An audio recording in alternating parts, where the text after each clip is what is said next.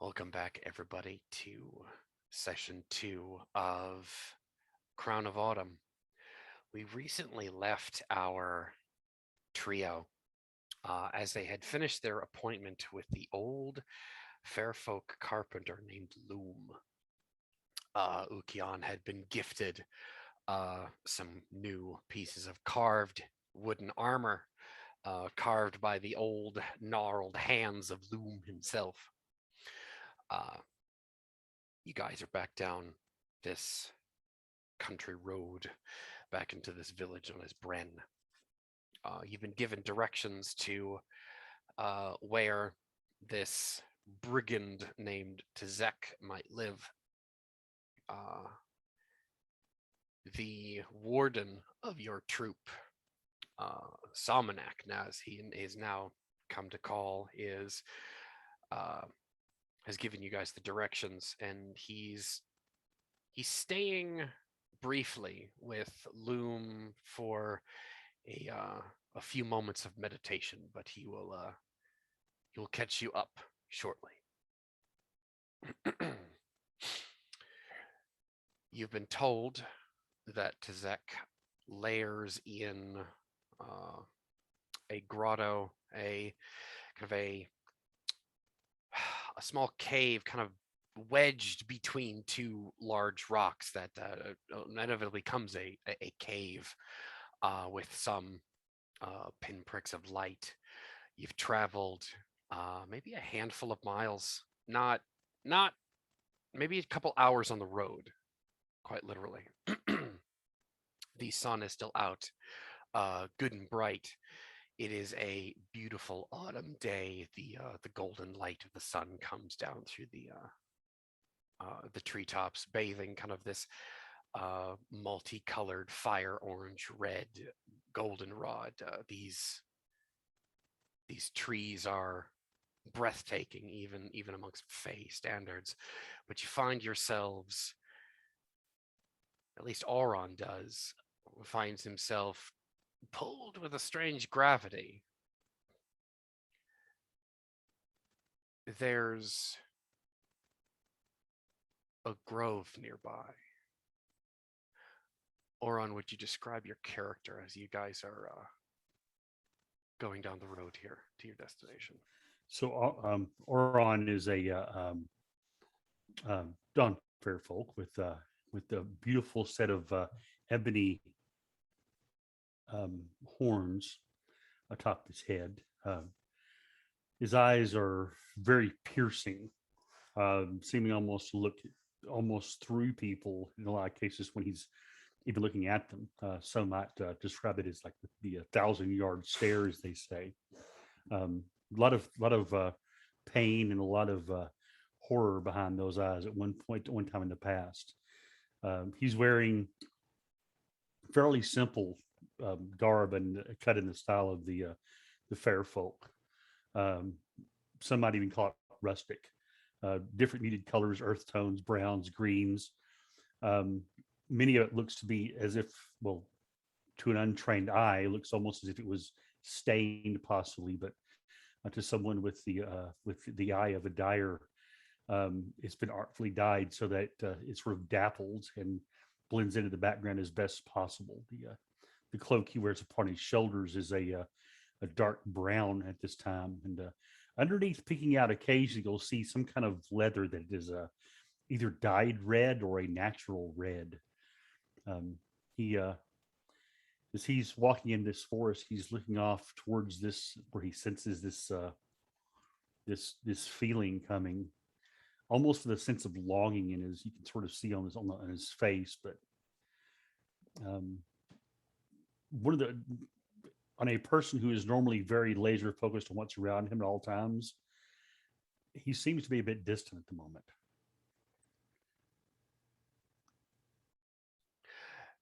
As Auron is gazing off longingly into what would seem like some random direction in the forest there.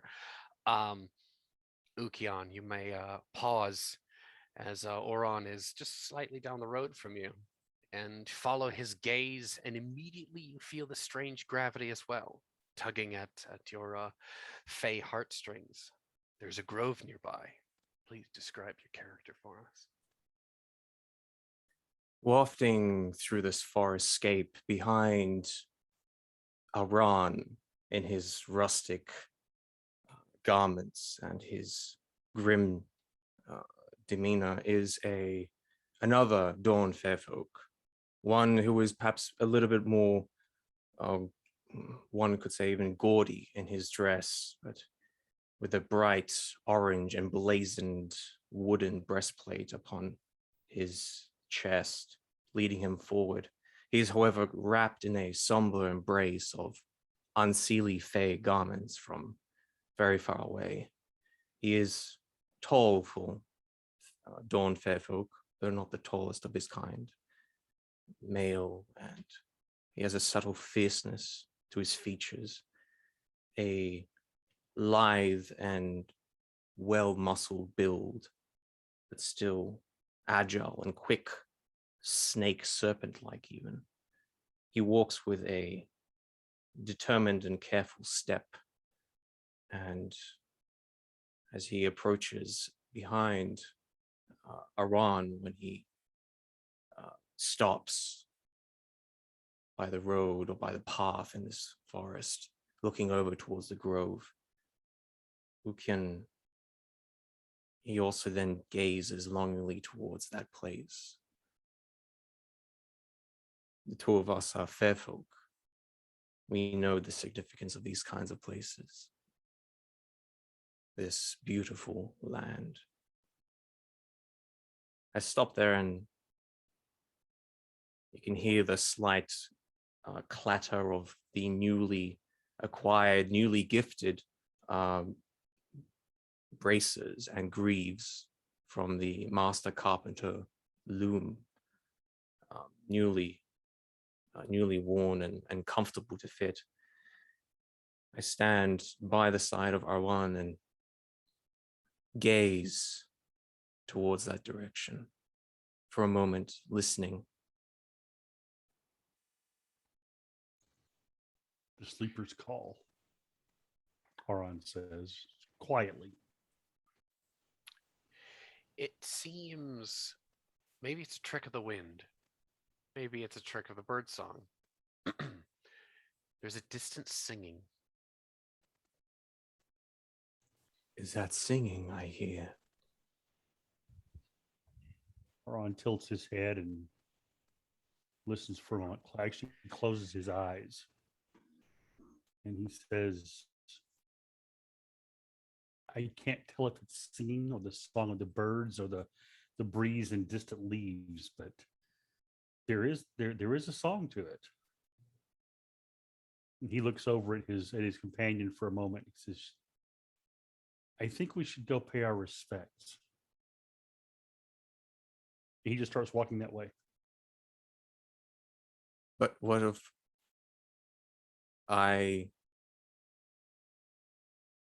as if I was about to try and convince you otherwise, you waft off into the trees, and I then follow step, unsure and worried for the state of my companion.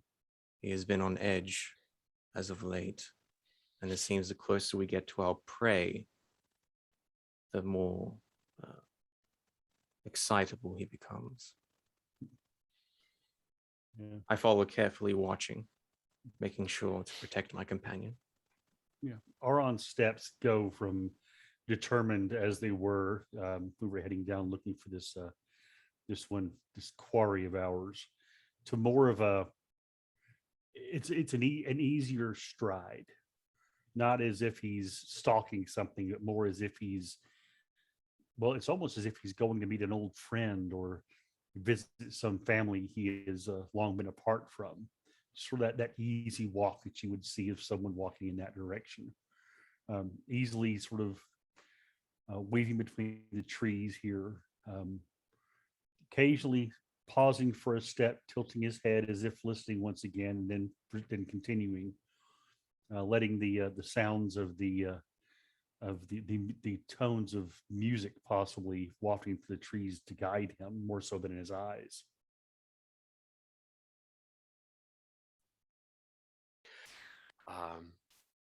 It is quite easy for you to hop this small brook at the bottom of this ditch, clamber up the other bank, and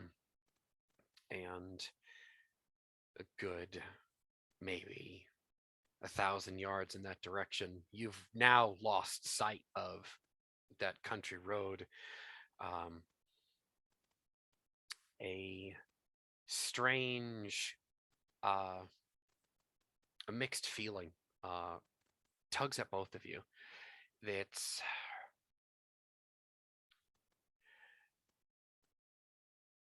which one of you has the higher sight score? That would probably be Ukion. My big number is 9. Okay. His is better than mine. Yes. Okay. Well, Ukion will definitely feel this. It's almost a quiet, cacophonous, a swirl of energies here. It is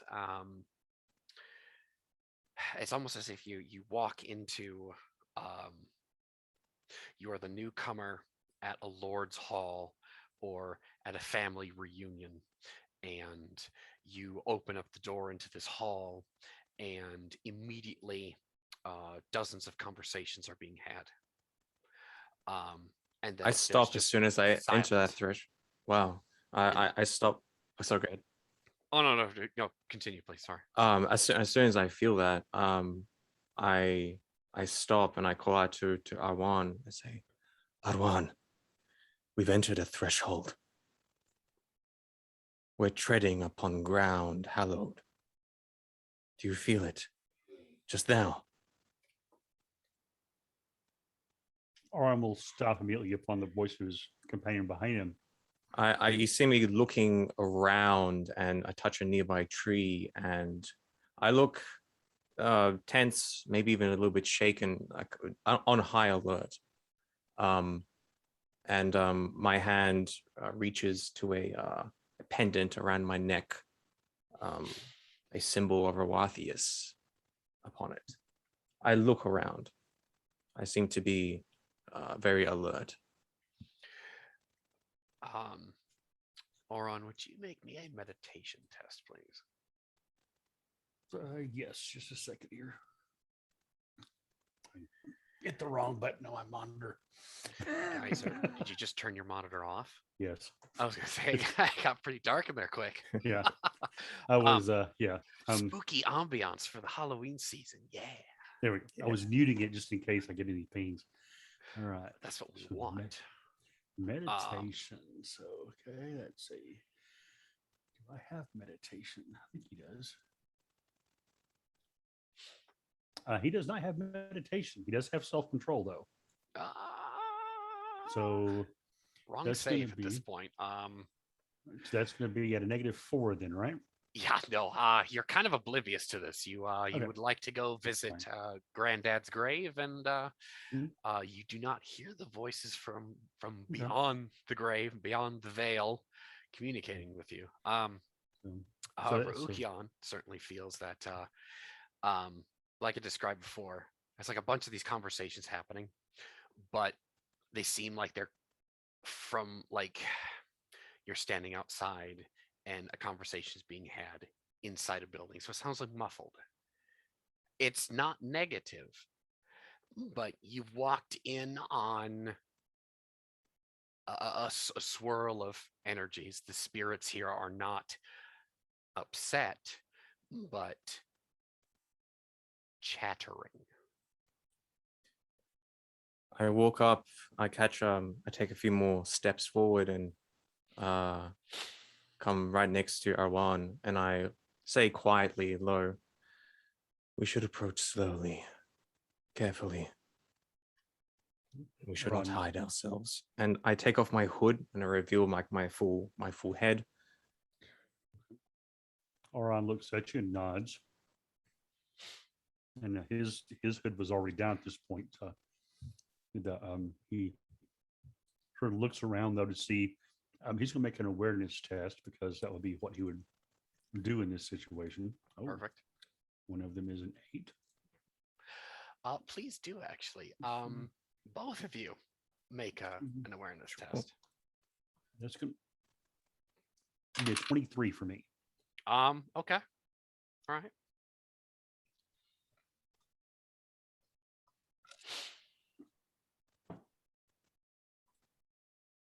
All right. 2d8 plus that. Okay, that's going to be 11. 11. Oh, okay. Ukion, you're basically taking notice of the fact that it is an absolutely gorgeous day. You certainly could have picked a worse day for traveling. Mhm. The sunlight feels beautiful on your skin. The birds are singing. Excellent sign. Clearly, this land is well blessed by the pious worship of the silent monolith by the local populace in Bryn. Aron, however, notices that you guys are both standing on top of a cairn. Aron look down. His eyebrows will go up a bit. He'll look up. He'll look over at Ukion. He'll place his left hand on Ukion's shoulder, and I'm looking at the birds. as he begins to step back, he'll sort of pull you back with him downhill until we're off of this thing. Yeah, when you look down, there's actually a hideously oxidized bronze what looks probably a short sword, like a leaf bladed short sword, that you're actually standing on. You just didn't realize it. And at the bottom, he Aron just sort of calls out, "No disrespect meant. I apologize for treading upon that sacred ground." I immediately grew extremely pale and slightly dizzy at this realization. Make There it me is. both etiquette tests here. Oh, okay. Oh, good.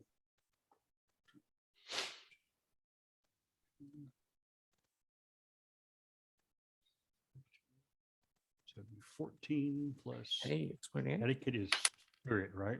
Yeah, etiquette is spirit based. Yep. All right, 17 for me. That's 20 That's for with me. that's with the -4. Oh, excellent. Beautiful. Interestingly enough, it dawns on you at this time, fair folk don't make cairns. Yeah. This is an actual cairn. The only peoples that you are aware of that make them for their dead are mortals, humans. Fair folk bury their dead, the proper dead, in burrows. Would it be unusual for this to be here in this land, a land that is inhabited by our kin, by Dawn Fairfolk? Well, you both think back to your boyhoods, and you are told it's actually a poem that speaks of 32 mortals that were entombed in amongst the Great Grove. These were Nemersian mortals who are the descendants, who were descended from pact-bearing families who went into death so that they could, in times of danger, be called upon to defend the groves from an outside threat. So there's only 32 humans who actually did this, and they allowed themselves to be buried amongst basically their fair folk neighbors, their fair folk allies. So in that case, if a poem comes to mind and the tune is known to Aron, he'll probably break out and sing a verse or so. Mm. So that would be an 18 for that. Your recital of that poem is exquisite. The commonality of this poem, anyone who is a proper parent, I suppose, of fair folk children would have taught their kids about this poem, which now puts you exactly, you know exactly where you guys are on the map. You're in or on or around the Great Grove, and you've just trod upon the cairn of an Enheria.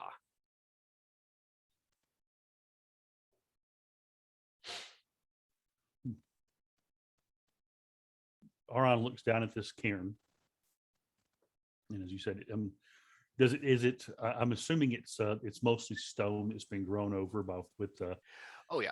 with moss and whatnot. Now that you're looking at it, oh, that this is a cairn. Okay. But if I was just passing in the woods, no, it's just a hill. Yeah, just to hillock. Yeah. So he, as he finishes the recitation of this poem, he'll reach down and place his hand on one of the stones, and he'll actually say in the because these were Nemersians, right? Yep. He'll say in the tribal Nemersian that he has learned, thank you, thank you for your time, and thank you for being here. So you honor us. There is a flickering of warmth from beneath that stone. Not painful, but you feel that your words have been heard. Do you know what this is, Aron? Yes.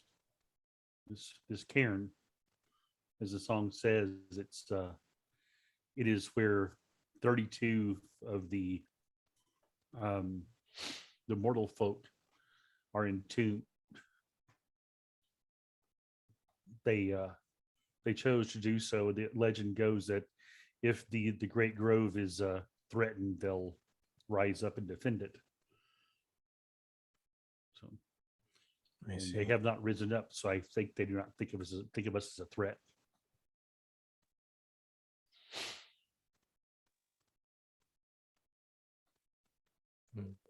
Which is good. You actually see, as he says that under his breath, which is good, you sort of see a look of relief come across Aron's face, because there for a bit he had some doubts that defenders of I the Sacred share Grove that would look. actually but and he looks over at you and he says, this fellow we're hunting, it sort of bothers me he's this close to the Great Grove. Precisely. What business would he have in such a place? Aron looks around. These things running through his head, things he's heard of, things he's seen, the perversion of dead flesh that he has witnessed firsthand, and you actually see a dark look come across his face as he ponders looks at these cairn and ponders the idea of these brave heroes being twisted in that way.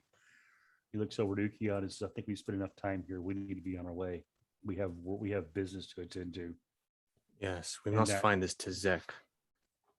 I would like to know precisely what he is doing in such a place. He is known across the countryside as being some sort of mad wizard, or at least some sort of vagrant. Yes. Bandit of some kind. And if he threatens this place, he reaches up and fingers some of the arrows coming out of his the quiver on his back. He's currently wearing that in that fashion. He says, I'll feather him good if he's going to be disturbing this grave.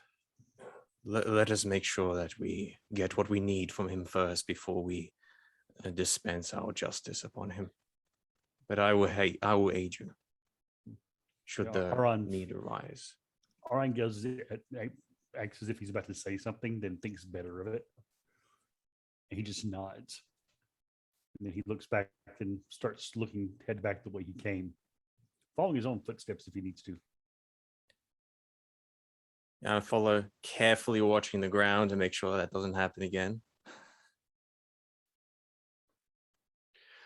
Um, this faint singing follows you all the way back to that country road, almost as if to like, draw you back. But you have pressing matters to attend to elsewhere. Does the singing seem to recede, or are we getting close to the source? Um, if you are leaving the grove, the singing is receding. You are traveling away from it. Right. Yeah. It was coming from deeper in the grove. hmm I assume we're still heading further into the grove, right, Um, Aaron? Or are we Uh, heading back to the road? Well, actually, Aron moved as he was heading back to the road. Okay. Yep. that, Yep. No worries. that is up to But if you you wanna- guys if you guys want Yeah. to go deeper or go back to the road. Yeah. Yeah. I mean, if I you feel will comfortable, follow. go deeper. Yeah. So yeah, Aron is fairly quiet after that. He's lost in his own thoughts as he follows the path back. Okay. He does notice that the song is getting dimmer, but as he hits the road, he sort of looks over his shoulder and says, I'll return to hear more of that song once my business is done." All right. I nod.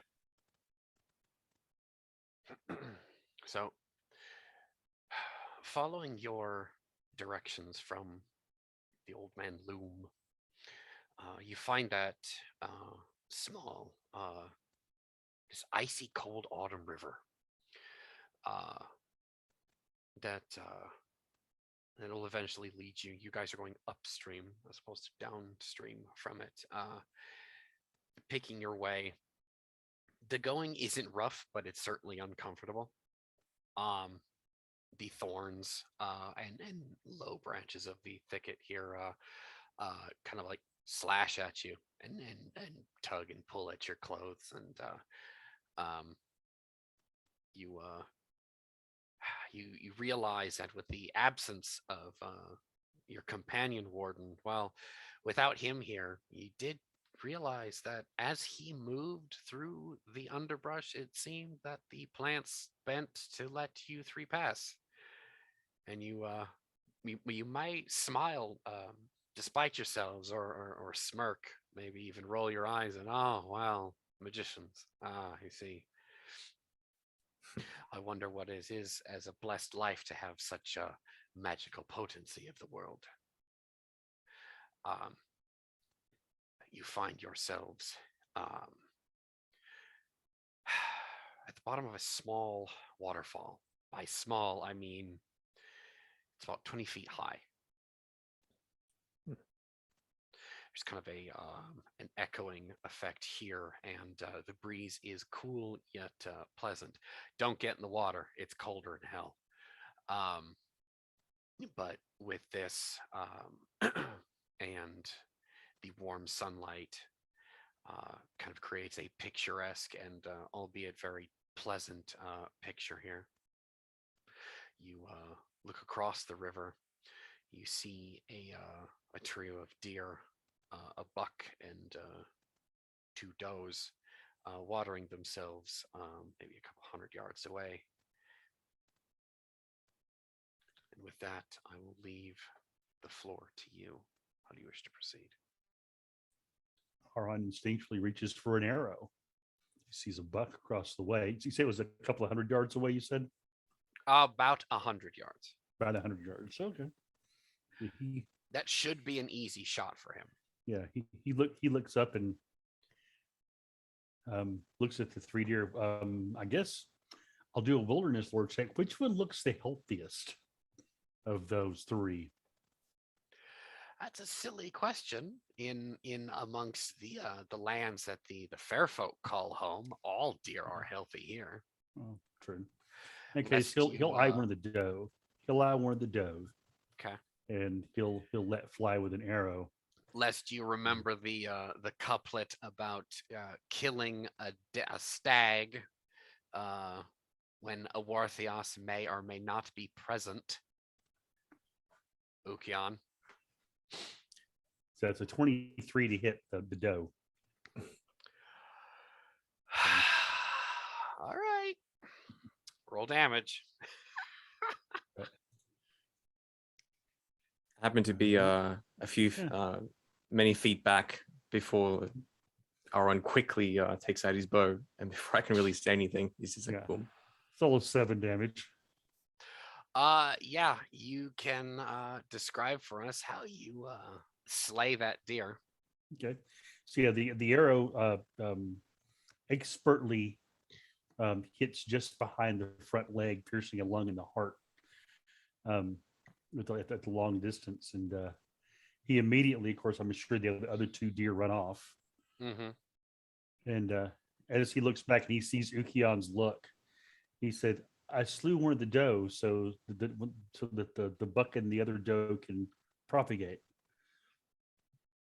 You slay the buck and the 2 does can't propagate. So this way there's more deer later. But now I need to Kinda find a way watch to you cross this from- river. I kind of watch you for a moment. I take a few steps forward to get a little bit closer. Mhm. What was the purpose of that? Food. Are we hungry? Are we famished for food?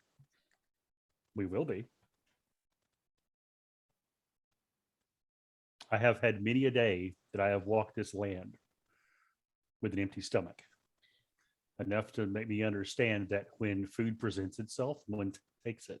For there are many, many a day where food is not presented.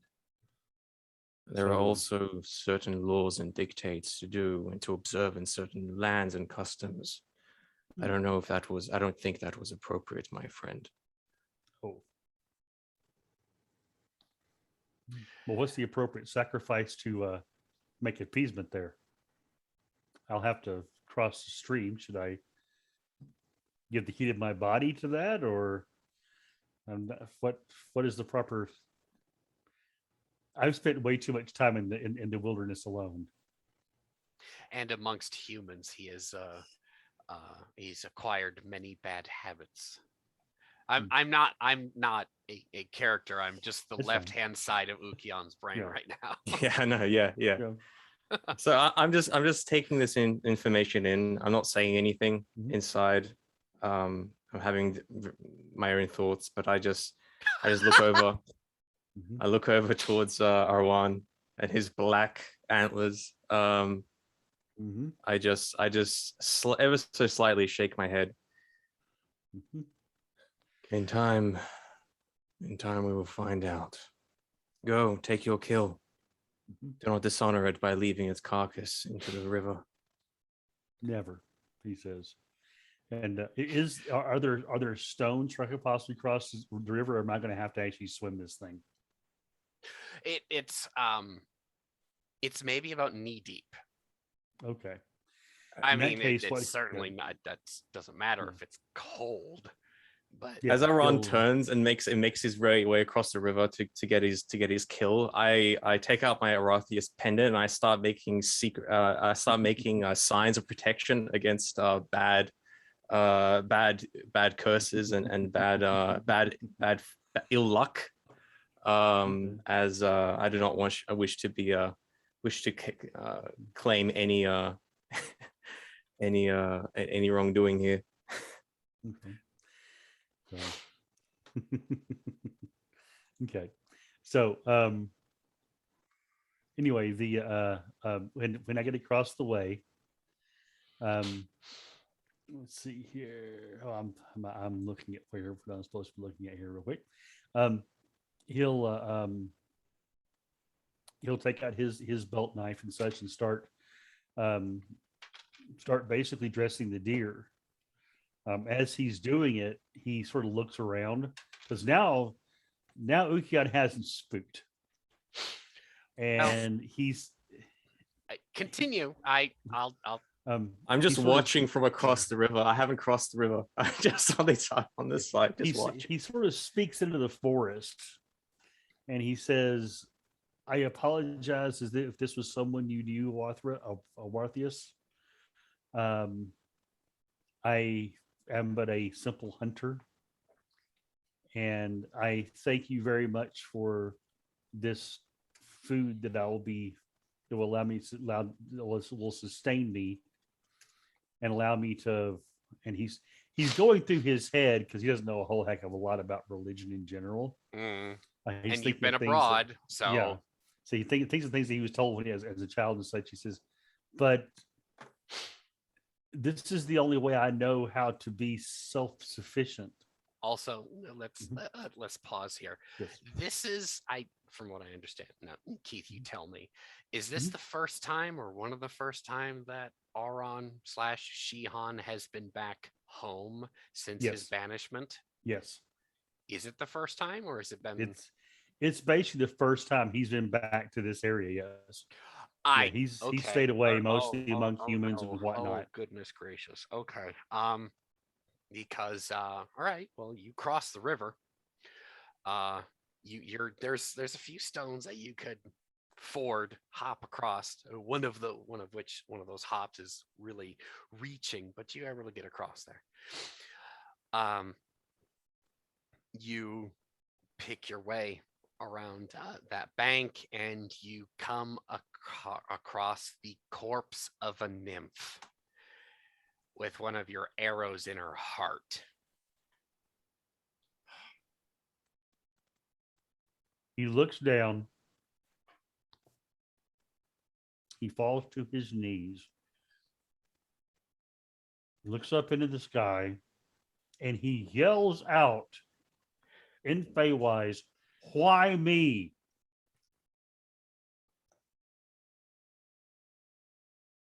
So, seeing that extreme reaction, I will run very quickly, trying hopping from rock to rock to get to where he is. I assume I can't see very clearly what has happened or what this is. I will approach from the back, and then I see it, and then I see Shihan. Oh, Mhm. Arwan. I stay silent and I watch. Okay. Yeah, he's kneeling there next to this corpse. You'll actually probably see, if you come around the front, you'll probably see tears pouring down his eye out of his eyes, down his face, as he looks down at this nymph. And Could he, I get a corruption test from oh yeah, Auron, please? that would be under spirit, right? That's well, I need Or to so actually use the proper terminology. It's a life force test. It's 2d8 spirit plus level. 2d8 spirit plus level. Spirit modifier, of course, obviously.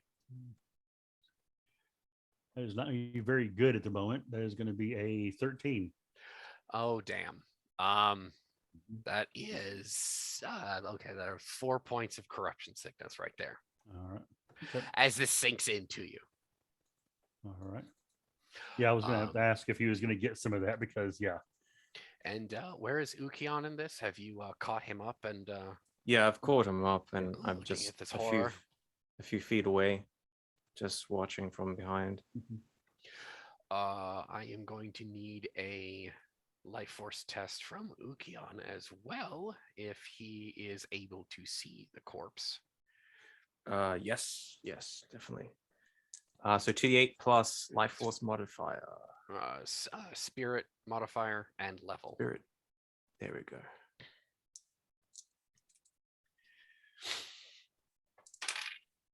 Oh, that's a terrible roll. It's a 1 and a 2. Ones are ones, right? Or are they zeros? Ones are ones. Ones are ones. Okay, so it's a 3 plus. That's a 7.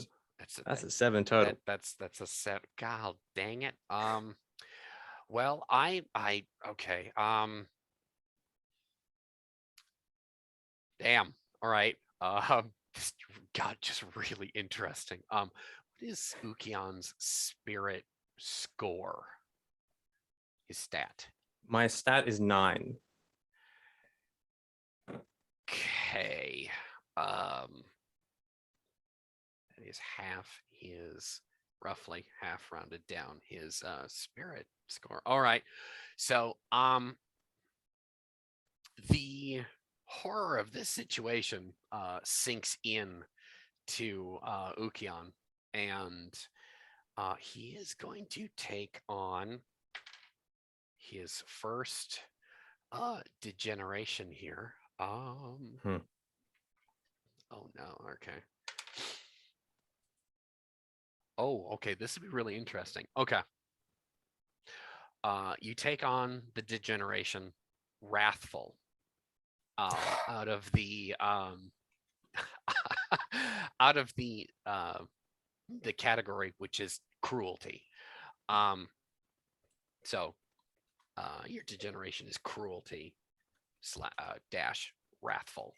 Now you're going to have a bout of corruption here. It can be in the form of a soliloquy. It could be in the form of a fit of rage. It could be you just silently seething. But something about this situation invokes your wrath. Oh, definitely. I'm going to grab Shihan. I'm going Go to for it. attempt to grab Aran and throw him in the river, throw him in the shallows, in the rocks. Just kind of like pick him up by the scruff of his coat or his bag and rip him back and get him away from this creature. So I will yell out. I will roar and immediately just drop my drop my polearm as it clatters against the wet rocks, and I'll run forward and with great quickness, and I'll grab you. I'll attempt to grab a hold of Arwana and throw him back as he's kneeling in the river. Yeah. Well, so Aron isn't expecting you to do that, so he probably won't even react to it until he's halfway through the air and splashing into the water, and they'll probably shake him out of his melancholy because he's going back and thinking to himself sometime before when he speared a fish and gained a wife, and now he's shot a nymph, and he was in his mind just going through that, all the horror that he went through because of that. So yeah, the water actually, the shock of the water brings him out of that, and he sputters and shoots up out of the water and looks back at Ukion, sort of stunned. Yeah, and as I rip you back and throw you, I then run forward towards the body of this nymph, and I then as the blood is like pooling from the arrow, from this felt tip arrow out of a chest, I then pick up this body, and then I run her towards the bank,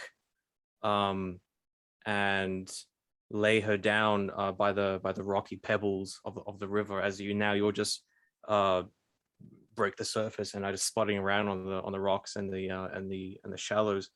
I then turn slowly, my hands covered in some of the blood from the nymph's lethal wound, fatal wound. I then turn and look at you with just a burning, baleful eyes. Those golden eyes turn molten lava, volcanic even, as I stare at you, drenched myself now in the water, and my hands are shaking. I'll give you a second to repeat. So as you move away there from the bank, Naran comes sputting up out of the water. Of course, he's going to move out of the water as soon as he possibly can, but he's looking at you warily. You get that you can see that look on his face of like either an animal that thinks it's being stalked, or possibly an animal who thinks its territory has been invaded. It's almost comes across his face. But as he looks at you and looks past you and sees the body of this nymph crumpled there, sort of brings him back once again to his to his present. And I stand over the body as if to guard it against you, and I sort of shield it and cover it. As I then stare at you from across there, and I don't say anything for a while as the river is running, and the sound of the wind that's blowing through this place, and the waterfall, the constant noise of the waterfall. I then eventually say, after a few brief moments of heavy breathing and panting and hands are shaking, I look at you and I say,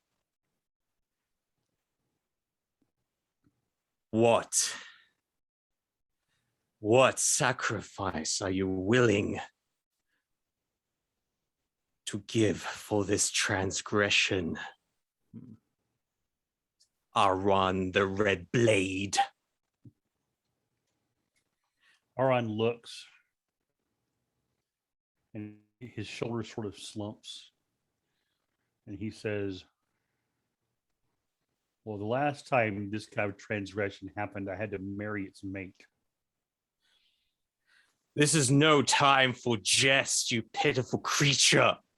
His eyes go up. He says, I do not jest. You adorn yourself with the skin of the Red Devils, and now you have become one of them. Ooh, A murderer, a self-control. despoiler, a defiler, on. the very thing that we hunt. You black-horned, accursed one, what have you done here? As you say this, Aron's face just goes cold. He says, you don't know what you speak of.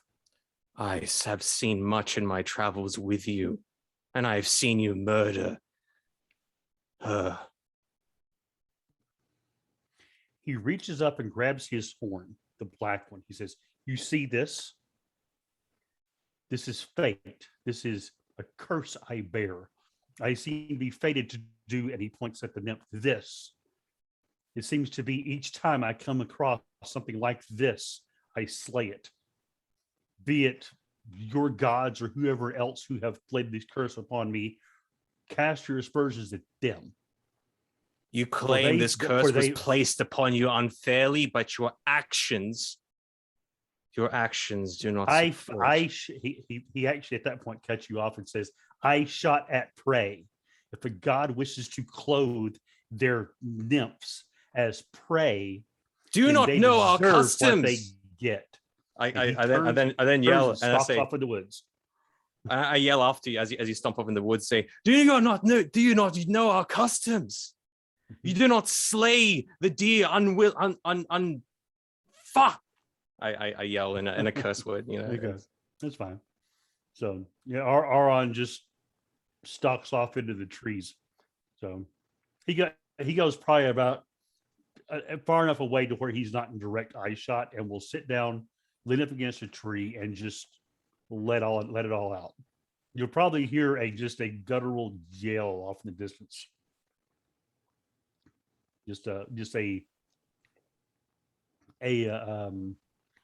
almost a why me type of yell.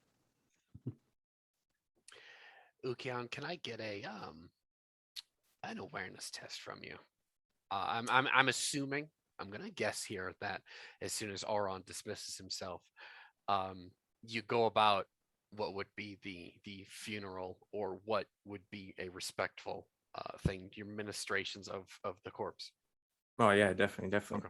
I have to resist every urge not to just run after Aran and punch him in the back of the head. But I then eventually managed to calm myself, and I am filled with still that anger, but just a tremendous, overwhelming sadness. As I begin to slowly calm down, I look at this creature, and I'm just filled with just tremendous sadness. And some of that sadness is also for Arwan. That's an 8 and a 3, and then that's 1 after that. So yes, that's what we like to hear. That's 12 plus. So it was awareness, yeah. 12 yes, plus. Awareness. Okay, I was a 15. Okay. hear the tension on a bowstring being drawn. I stop what I'm doing as perhaps I'm moving I'm just retrieved my my pole arm from the side of the riverbank, and approaching and just about to bend down just to I was just about to look over the arrow, and attempt to remove it from her, and that's when I hear it. I stop what I'm doing and I listen before I slowly stand up, not making sudden movements. You hear a masculine, almost kind of like a rasping call from near to where you guys were standing before. A call of up river, friend. I look towards the direction of the voice. You see another fair folk standing on a rock with an arrow drawn upon you. He is covering you with a great bow. This individual has horns that look a little bit more thorn ridden, like kind of like a rose bush, perhaps. And the color of bark, not like ivory or lacquered or like many others, but he wears a sprig of literally the holly in one of the crotches of one of his horns. His hair is tied back into a goldenrod colored queue, a ponytail that is kind of rough. He's got a few escaping hairs about, but he's garbed in a leather hauberk that has seen better days. Everything about him is a weather-beaten countryman, and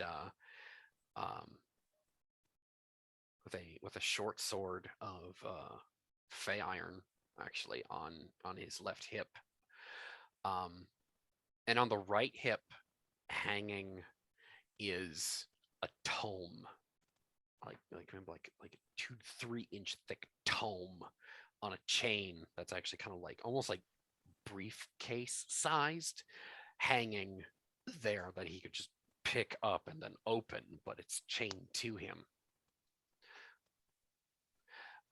He's got his eyes are like the color of emerald, and they match almost that lingering fury in yours. And he says, "What have you brought to my doorstep?" He like points his chin to that corpse. "Who's that girl there?"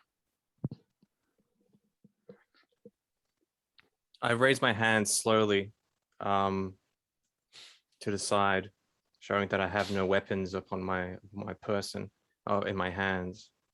I then look down. A tragedy has happened here. Of what Mere sort? moments ago.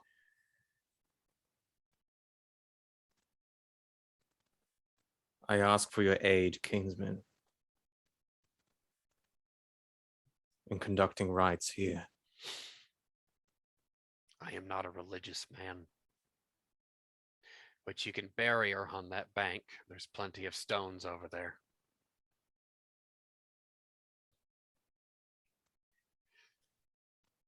And I will do it. I won't say another word for a while. And I will move the body and begin the process of, I'll figure out a place, a good place to do it. I guess I'll take inspiration from the recent encounter with the cairn recently, and I'll attempt to fashion something similar, though it will be very difficult. I'll attempt to move various pebbles and rocks and construct some sort of shrine, some sort of gravestone, a pile of stones. But this will take me quite a bit of time because this is obviously It a probably large take body. you about And an hour and a half, definitely. roughly. We're gonna switch scenes very, very briefly here. On Oron Stone, maybe I don't know how far off. Possibly by chance you walked somewhat back in the direction of the grove, so that singing on the wind is ever so faint, and you could probably find some small semblance of uh, comfort in it. But Yeah. you did hear back some way another voice, not Ukion's, call out. Okay. He'll with that, what he'll do, he'll of course dry his eyes and such, and take a deep breath. And he will not put arrow to his bow, but he'll have that thought in his mind that maybe his companion may be dealing with locals who found him over this body and may blame him for what's occurred. So he'll head back that way. Not like briskly, but with the idea of he's going to try to get close and see what's going on. So I guess he'll be using stealth at some point to get close enough, hopefully not spotted. Okay. That's going to be a 19 on his stealth. Okay. To sort of come within eye shot of what's going on there. Make me a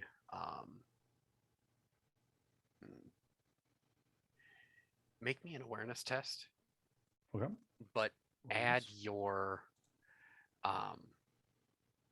if you have one, add your sight modifier to it. Okay. So 16. Okay. You're picking your way back through the leaf litter as well as the autumn undergrowth, and you do sense Salmonak is nearby, possibly coming down the road with you, or not with you, but down the country road, and then find that path that you guys took. So he's near. You sense him. Okay. Or perhaps that is an outside entity we don't know is telling you that a companion is near.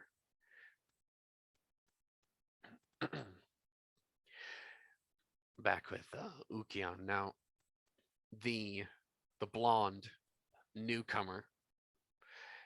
He doesn't lessen the tension on his great bow, but he does bring the arrow head slightly off target from you. I mean, he could jerk back into position, reacquire the target, and then let loose. However, but body language, he's not near as threatening as he was previously.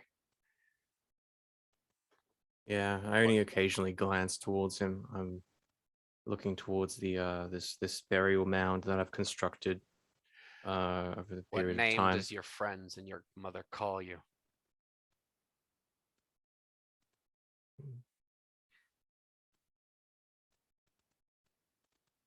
Arundel.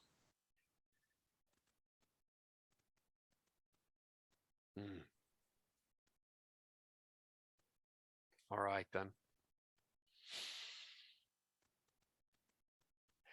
And from what city or village do you hail? Tunewith. Ah, I thought I smelt the stink of the city on you.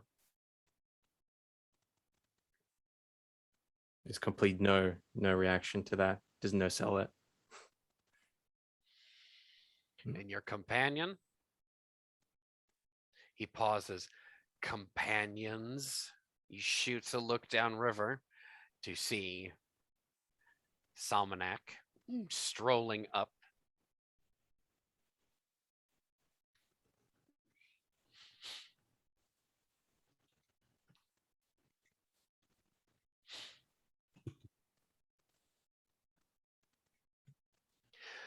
To describe the newcomer, the archer, for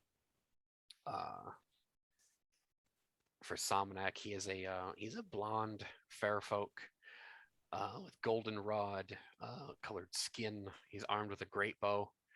He has a short sword of fey iron, almost kind of in a swept, curved blade kind of fashion there, and he has a big tome chained to his hip, which I mean, immediately. He's got a spell book. He actually wears his chained to him. You've heard of such things, you've never personally seen one. He does not reacquire a target with that bow on either of you, but he is standing on his perch on that standing stone. And this is when Oron comes back to the scene. As they approach, and as I would like to do something quickly, just as they're approaching, sitting by by this burial mound, I commune with the aspect of autumn, and I see that familiar shadow in the corner of my eye, and I call upon the precept of autumn, and this precept will be an aspect of autumn, and this aspect will be melancholy. As I look over towards Arwan, and I still feel that tremendous burning rage that is still with me. I grit my teeth and take out from my pouch almost a perfectly preserved.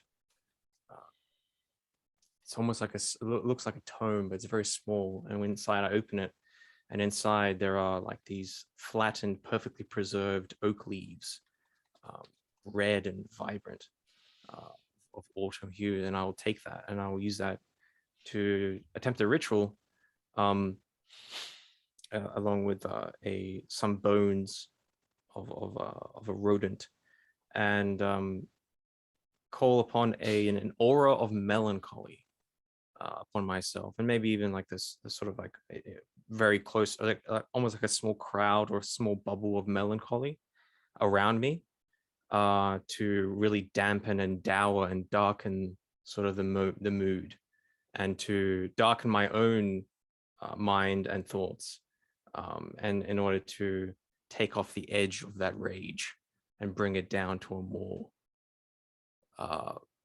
apathetic and dark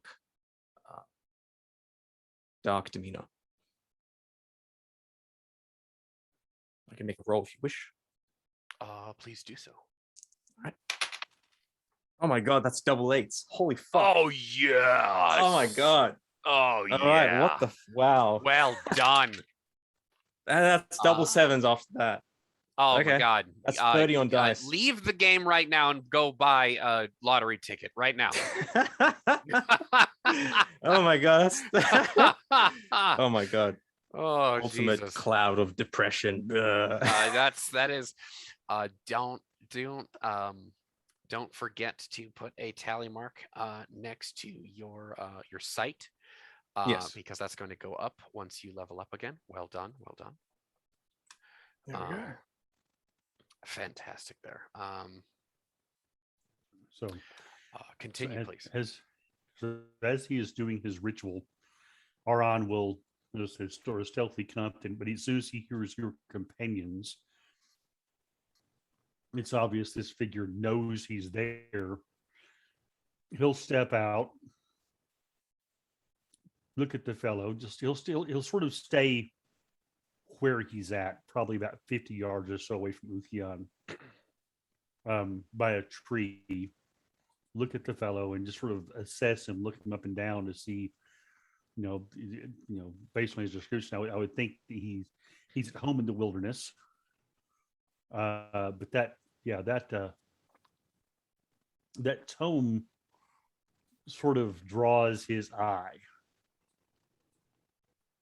and he says, he yells out to the figure, and lands beyond these woods I'm known as Aron.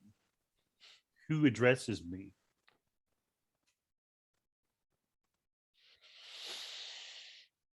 Some call me a scoundrel.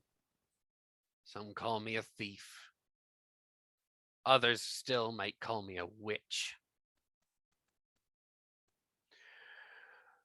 But truthfully, I am a healer and a scholar of this woodland.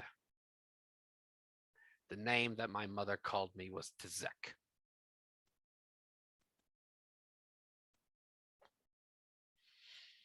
I have my ways. I'm sure that you've heard plenty of rumors about me, and you're welcome to think whatever you wish. Do you require food? Do you require hospitality? Or healing? Or would you like to borrow a secret from me? Or possibly a spell? I will tell you, you bring any ill will to my front door besides that, he points to the cairn, it's not going to look well for any of you.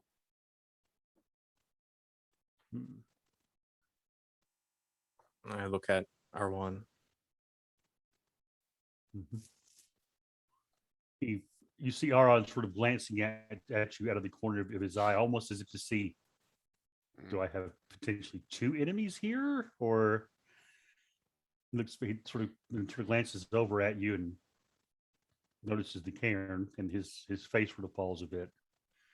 And he looks up across the way and he says, all ill will I have has been spent. You've come in the direction of the grove. And this is when he does reacquire his target squarely on Aron. He says, what did you do there?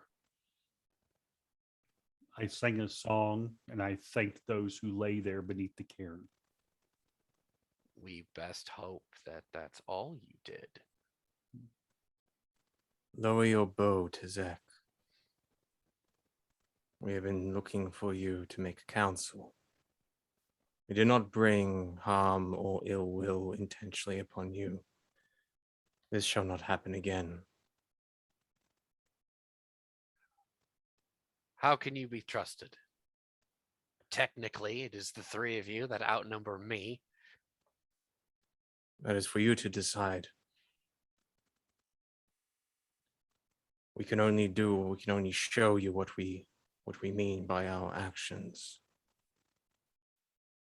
We shall not harm you, and you shall know this to be true. I stand up. I am Ukyan of Tunawith, Arundel.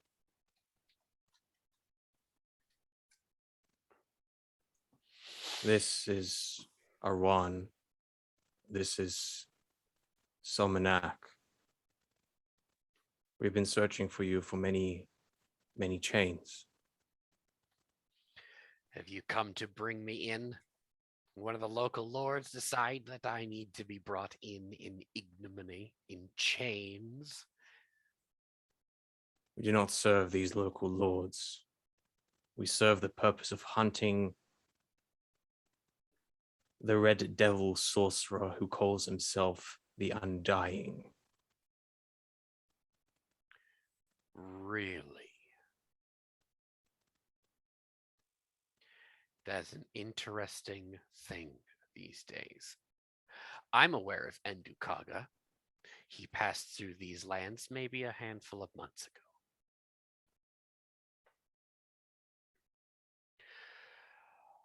We seek his head. All right, then. Yeah. Aron can't help but add to the collection. I look over towards you, Arwan, but there's no anger on my face. It's just Yeah. an empty, apathetic glance before I then turn towards back to Tizek. I then pick up my things and start to make my way closer towards everybody, non-threateningly. Tizek stays up on top of his rock until the three of you are in his immediate presence. And once we get close, Aron is going to unstring his bow and case it. He'll And you do definitely feel like a presence when you get close to me, of just everything feels slightly more tired and calmer, but also just empty. Even there is definitely a bones maybe ache a little bit more, and maybe some stretched muscles or tendons just feel a little bit more stiff, and everything seems a lot less bright than it was before. The reds are duller, and as the saturation has been lessened tremendously. Yeah, exactly. What is The Salmonak may planning notice on that. doing?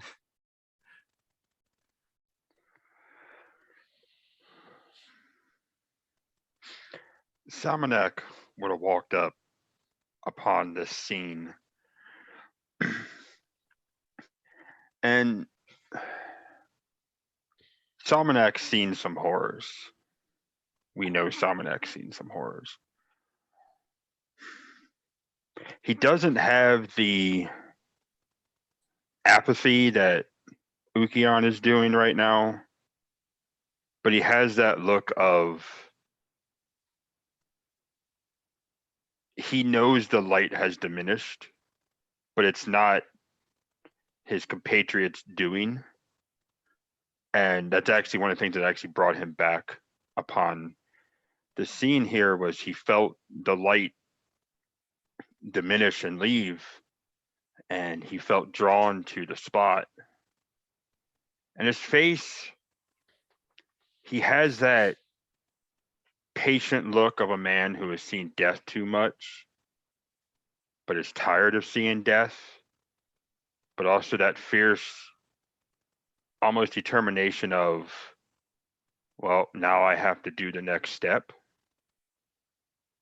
And with that feeling in mind, he actually goes up to this little site that Ukion made, and he'll kneel down. And I'm assuming it's dirt and then the rocks, right? Mostly sir. rocks, yeah. Bit Okay. of moss as well. Is there enough dirt that he can actually make a pile, Of or do course. I have to use my own? Oh no, you there's plenty there. It's on the Okay. it's on a riverbank. Okay. Oh, yeah, that's fine. Actually, he will actually go and take a scoop full of mud and then some of the water from there, and he'll actually make like a little pit right at the foot of this. And he'll reach into one of his satchels and he's going to pull out some maple seeds. And he's going to drop these in. He's going to cover them up. He's going to make sure it's moist. And then you're going to see him close his eyes. Again, this is probably the whole time that the other three are talking. Like, like he Perfect. hears them. Perfect. He hears them, but yeah. he doesn't care right now. He's part of the scene. He's not speaking in it. Perfect. Okay. He needs to do his job. This is what it is. It's his job right now. Business first, then I can deal with what we came to deal with. I just wanted to put that through. This is happening side by side. Excellent. Even when they talk to him, he's not answering. Okay. But he'll fold it over, he'll put some water down, and then he's going to close his eyes and just pray. Probably a good minute or two. He's going to draw upon his earth aspect from his Winter Warden as well as his plant growth from the Silent Monolith, and basically just give prayers on both sides of be at peace. I apologize it happened in the first place. And hopefully through these seeds and these seedlings, your growth will come anew and you'll still bring joy to the world. And then he'll just sit there for a good minute or two. He goes through these. I can spend points to do whatever you need me to and make rolls as well. If you need me to spend actual points, he's probably going to spend 2 or 3. Just because he actually wants us to be real potent, actually means something on this mark of the world. Because it was a pretty traumatic thing that happened. Even if the rest of the people don't see it, Sominac knows it's a pretty traumatic thing on the world. And then once he's done with that and he opens his eyes and he stands up, he'll take his staff in hand and he will turn to the other 3 and then he will finally be a part of the scene. And with that brief scene, we see that Sominac, however tainted he may be, is a man, or I should say a fae of great and potent karma. With that, we reconnoiter to the other bank. Tezek steps off of his rock and lands softly in your midst. He places his arrow back into a quiver on his back. And you actually see he's a tad bit paler than, like, as now that you're like up on him. He's he may have been inside for quite some time. He doesn't smell. It's not like he's unkempt or dirty, but clearly he's an individual that has clearly been studying something of great import to him, and he has let some other things about his person, for example, his hair and his clothes and his clearly his diet, lacking, and that might be something coming up in your minds. But Tezek says, we should go inside. There's, with these unfriendly red skins about coming and going, I'm unaware even myself if there's unfriendliness nearby. Will you come inside for a cup of tea? His gaze, however, those sharp, like stabbing you, emerald eyes settles on all 3 of you. Sominac will actually tap his staff / spear twice. He'll nod. Tea sounds nice. And off he'll walk. I follow behind quietly. Same. Arm will fall in line, not saying anything, just sort of walking along, basking in the melancholy he feels about him. Finally, the world feels right. Tezek will lead you through what seems now as an expertly camouflaged crack between these 2 stones behind the waterfall. He'll wedge himself through. You guys will go through a small cave that has, well, you're actually walking along the bottom of a shallow crevasse. You'll go down into a gully from there. And wedged between what looks to be 2 escarpments that make kind of make a corner there, is a kind of like a wall of bricks, pavement and mortared bricks that have been fire hardened, and about 15 feet above the doorway set in there, which is a bronze reinforced thick heavy door. It's almost like a siege door is what you're looking at. Like the doorway on like the front of what would look like a drawbridge, but not near so damn thick. But about 10 feet above that is a slit that's about 4 or 5 inches wide. You realize that's an arrow slit. He's not this magician or witch, if he is one, is wedged in here like a tick, and you could barely dig him out if his lair was laid siege to.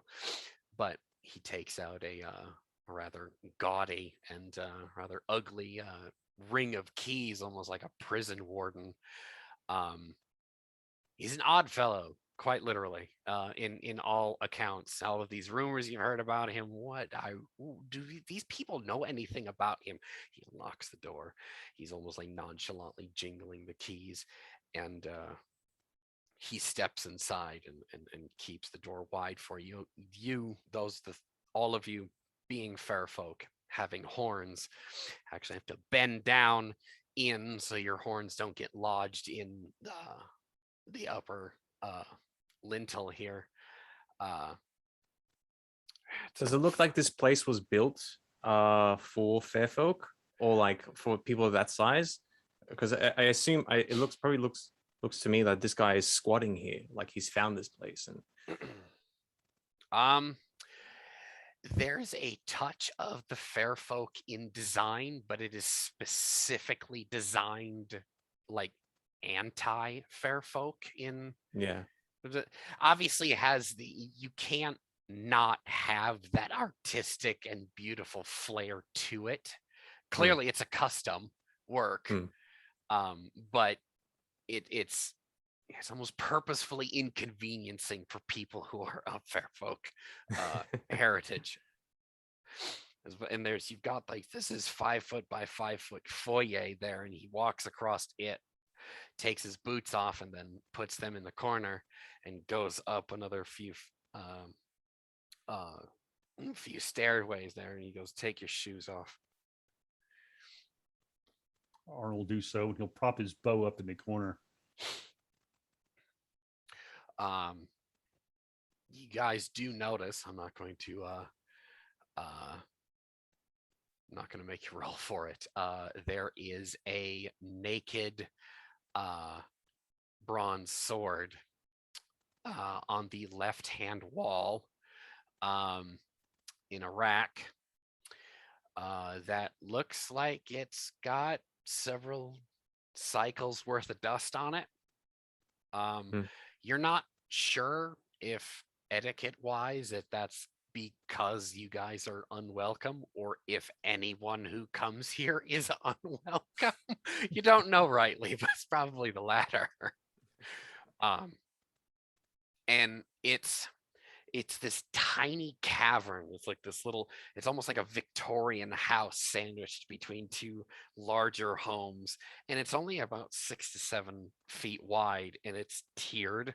So you have to go up to the next tier, to the next tier. And like the next tier is like a living space. There's a ladder that goes to the platform above, which looks like a loft, like a living room or bedroom kind of area. And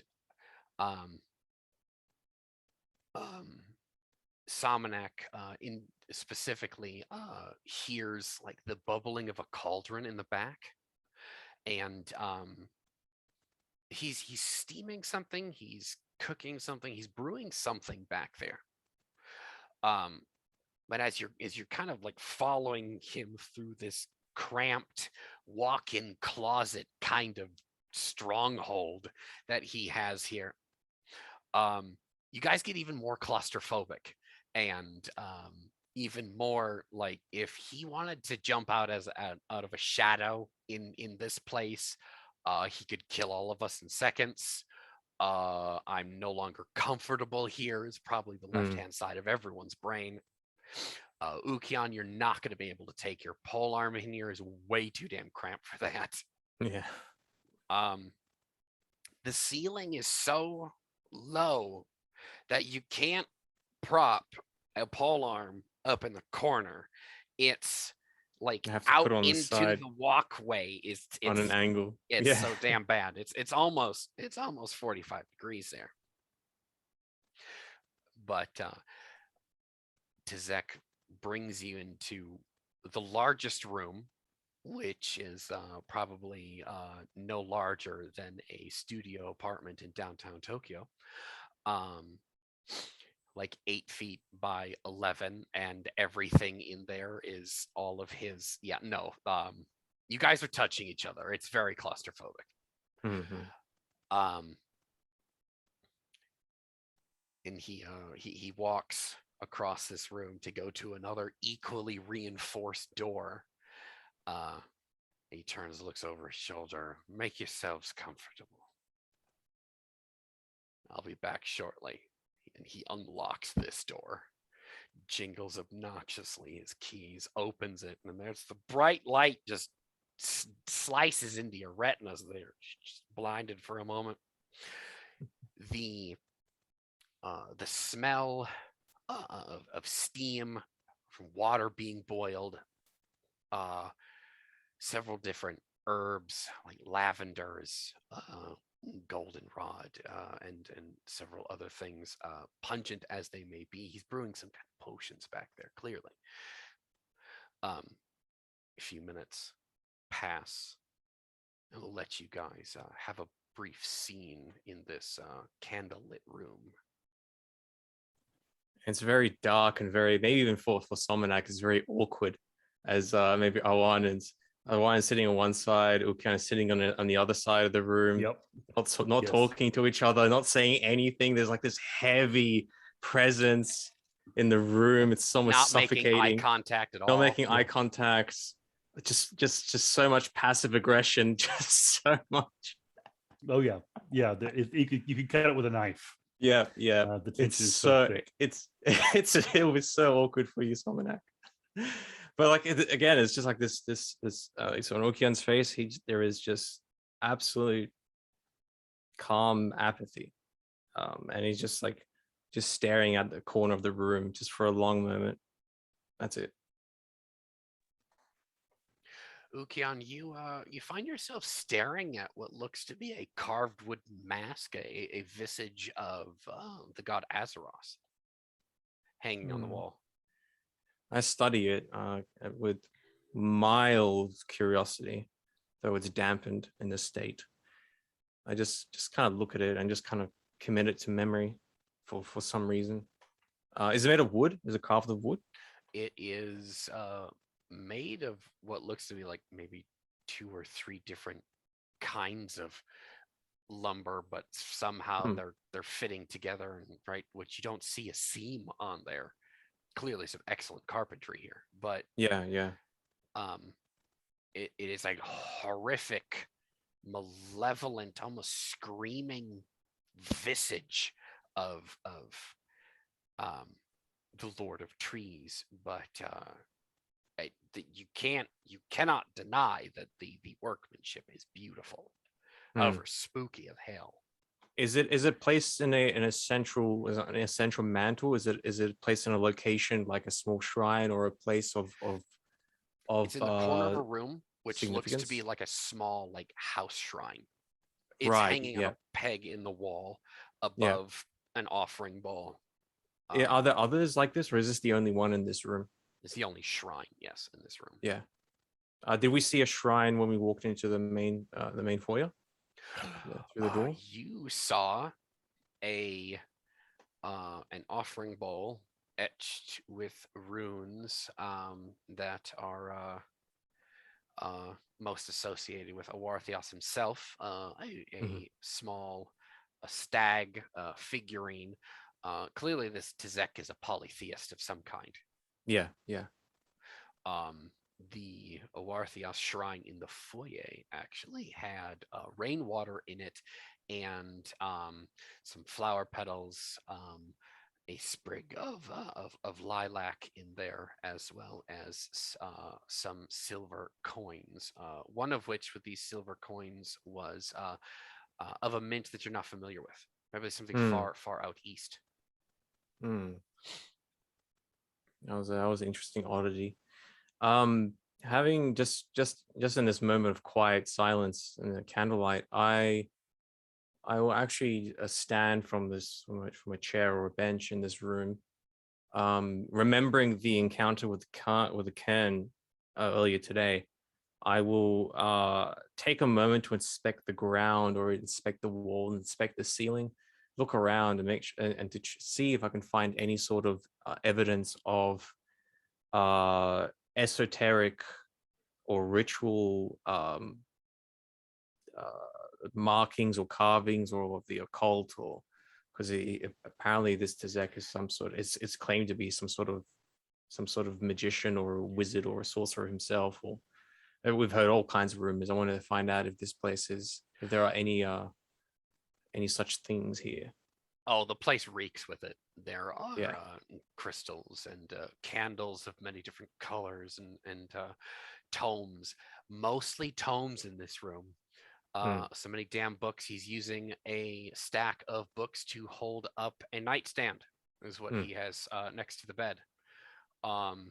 This place smells of oiled leather, and kind of some charred wood. There's incense, sandalwood, um, lavender, and cedar incense specifically in this room that kind of assaults you, and almost kind of perfumes. It kind of sticks on your clothes. Yeah. Cedar itself being a pleasant smell, you're not opposed to it, but there is a presence here that just holds on to you, an Yeah. intangible one.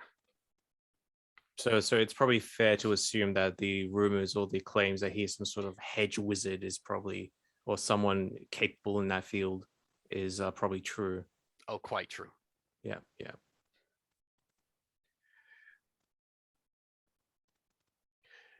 Some input from the other party members.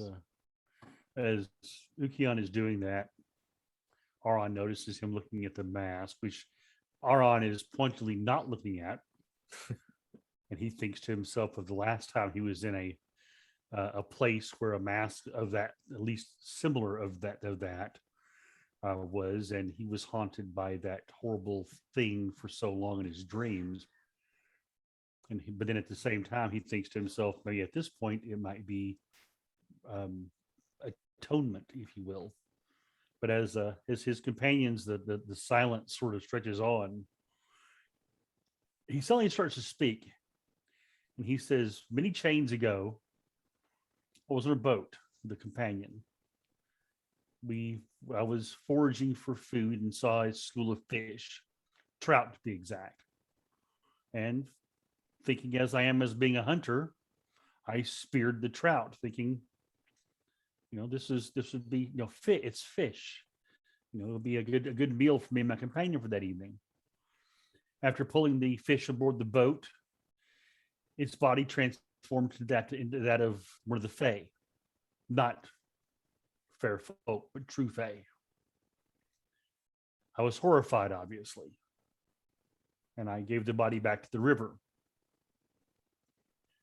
From that point on, for at least 2 chains, I was haunted by a female Fae who would come to my dreams, would disturb my sleep. Well, I would have visions of her during the day, until eventually I was drawn to her, for she was the mate of the one I had slew. So when I say, what do I have to do? Do I have to marry this one's mate? That was the price that I paid. That is my bride, a banshee. Imagine being wed to such a being. I do take care of her. I do send good wishes and make sure she is kept properly in the manner that she feels comfortable. but it is a marriage with no love. And thus also I may never take another mate. I will never have children. So, Ukian, when I said that earlier, it was not in jest. I look It at was you, all, and there's a still solemn look on my face. There's not. I don't show a lot of emotion on my face at all. I'm just listening, Mhm. taking it in, ever so slightly nodding or nodding once or twice, and then say, "Is that is that why you are seeking this accursed one, this red devil sorcerer?" the Red Devil sorcerer that we seek, the things he did, the horrors that he perpetrated on the Nemercians and the Arborians of that region were unspeakable. The wars he brought to their doorstep and the horrors that he attempted to bring into this world are, well, and he looks up at the mask and he says, I'm not sure if I should speak of them here. It may bring up foul things from beyond, to sit and listen to the tales and feast upon our emotions. But suffice to say that I thought I had dealt with him. I thought I had slain him.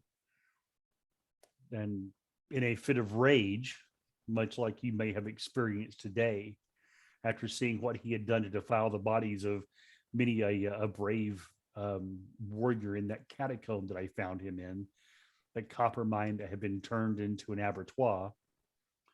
My vengeance was cruel,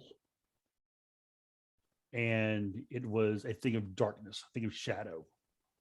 Later, myself and my companion were cleansed of that, though a stain still remains in my soul. Thus, he points to the horns. He says, and it seems that fate leads me to do things that will bring pain to others. And you say that, and I look at you, and I glance over at Solmanak, who's listening quietly as well. And I look at the two of you, and I say, it appears we all carry shadows. Salmonak wouldn't actually say much once we got up there. Though it wasn't, he actually has no idea what's going on between you two, of course, because he came late to the party. He is actually still focused on that grave out there.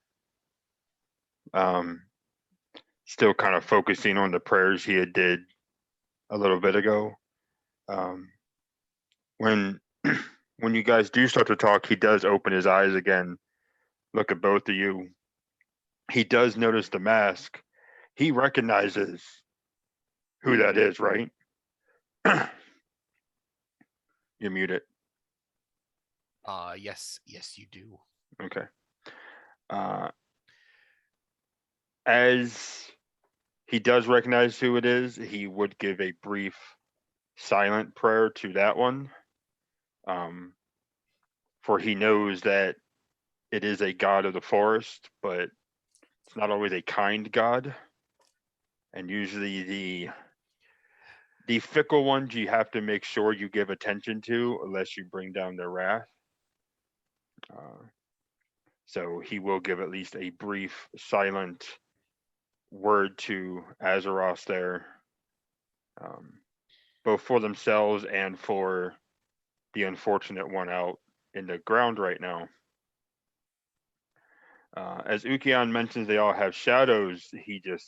Salmonak would just look over and he'll just give a silent nod. And unless someone else is like directly talking to him, he will actually go back to his meditative yet listening state he was in. Therefore, we must see to it that we do not spread. We must see to it that we bear these burdens. I do not wish to bring harm or pain to anyone. but well, unless except for those who deserve it. That nymph did not deserve what happened to her. No. But what has happened has happened. And I will pay the price for that. Whatever it may be. If it is me to wander into the forest and give myself to it at some point, that is what I may have to do. If it is never to return here, I may also do that. Maybe that will be the burden I bear. It is good to hear these things. Is at this But time let us hope that and let us pray that the gods and spirits that be do not demand such a sacrifice. That one can never be sure. Still. Tizek Let will us focus our interrupt the minds. Sorry. conversation here Ah, yes, sir. at this point, and he'll come back with a tray with a pot of tea, and he'll place a teacup or an earthenware cup into everyone's hand, and he'll take a position nearest the door that he's got cracked open there. He kind of bathes himself in the light of the next room there. Periodically, he's looking into that room like he's babysitting something. He goes, all right, I have let you into my home. I suppose you are welcome if you are in need of rest. It's going to be quite cramped for the four of us. Thank you for your hospitality, Tizek.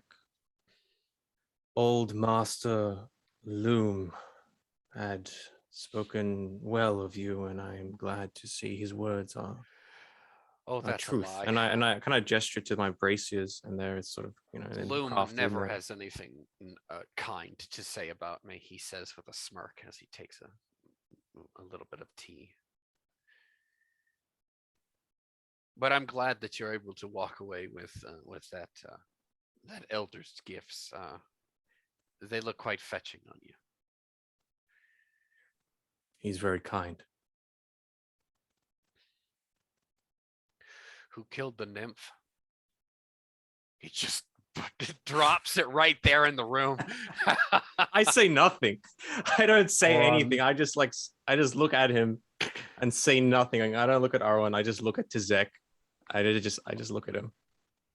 Oron looks up and says, "It was my arrow."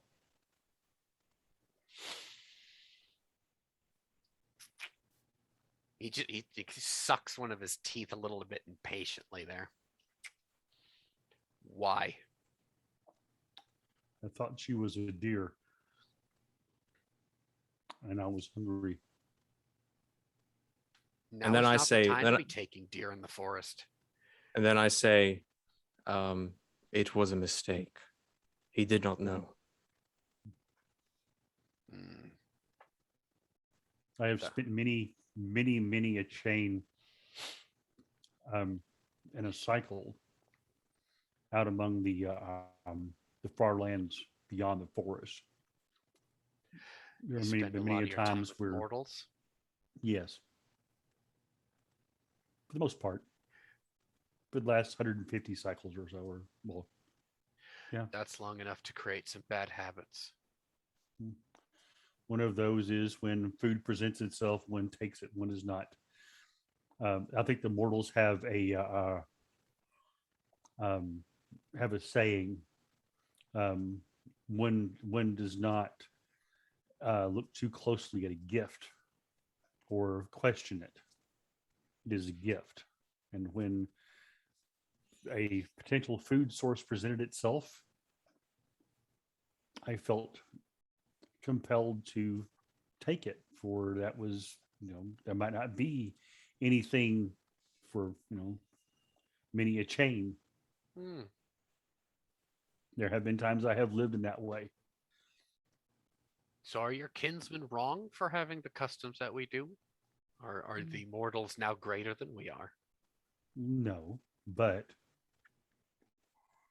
when one lives among a certain culture, one takes on its aspects. And when one has been cast out of his own culture, other cultures that are more welcoming, well, they tend to have a bit of a shine to them, if you will. Hmm. So you say you've been cast out.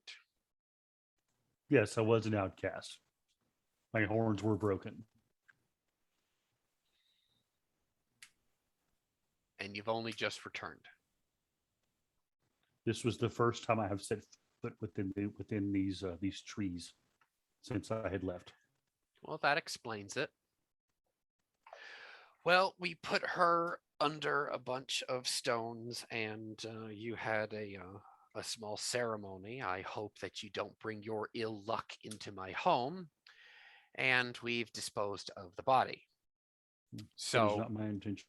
we hope, we can only hope, that no one in this room, his eyes settle on everyone here, speaks of it ever again, and we'll have to take it to our graves or to the grove. Are we agreed?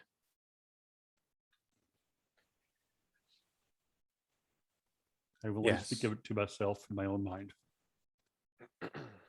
Well, let's hope that no uncleanliness follows us. So what are you here for? The matter at hand.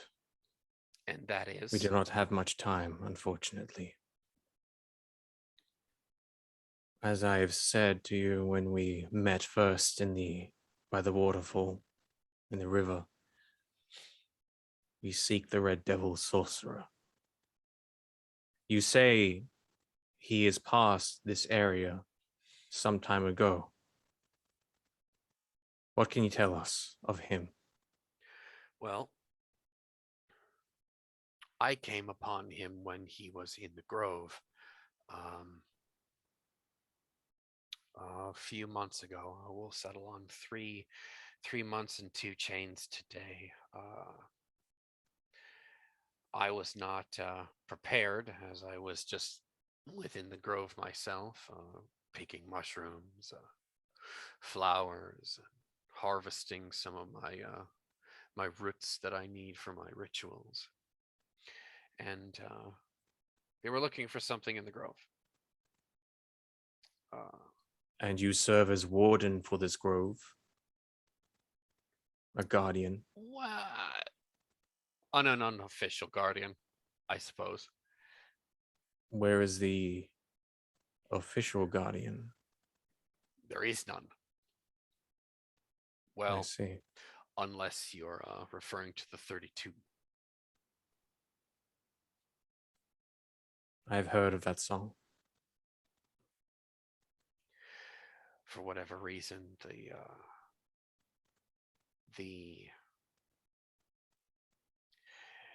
this cabal was able to pass under the noses of the 32 and then move on.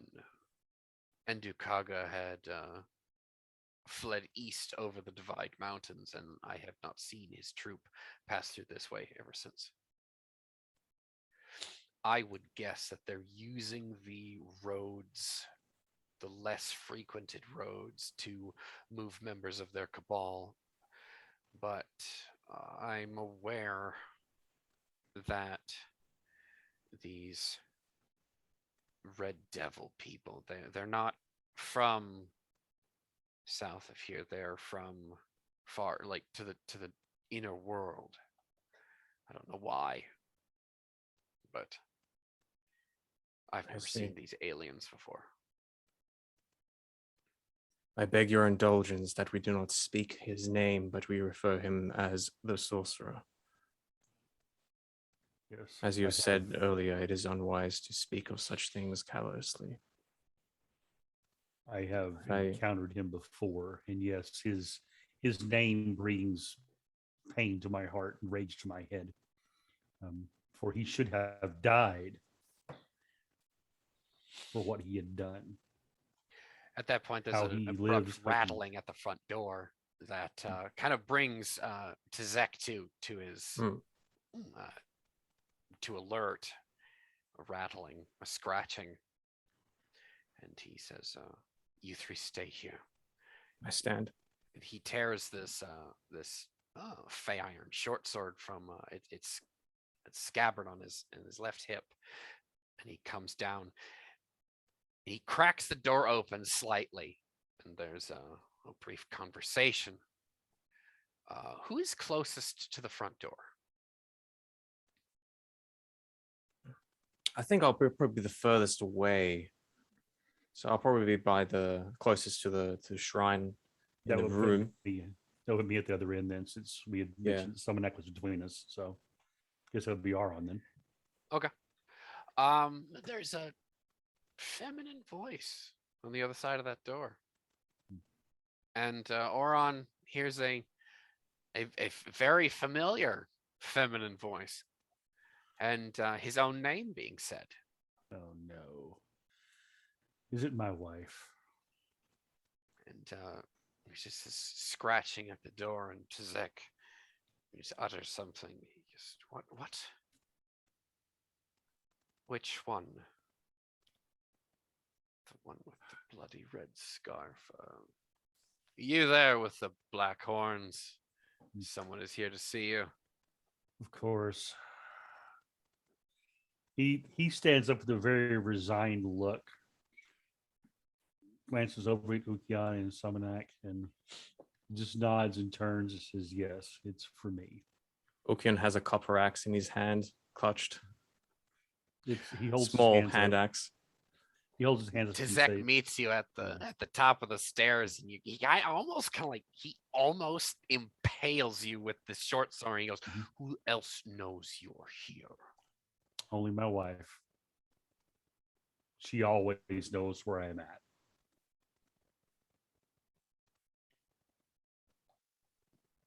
And he just looks straight at his face and just says that she always knows where I'm at. What sort of woman is she? She's a banshee.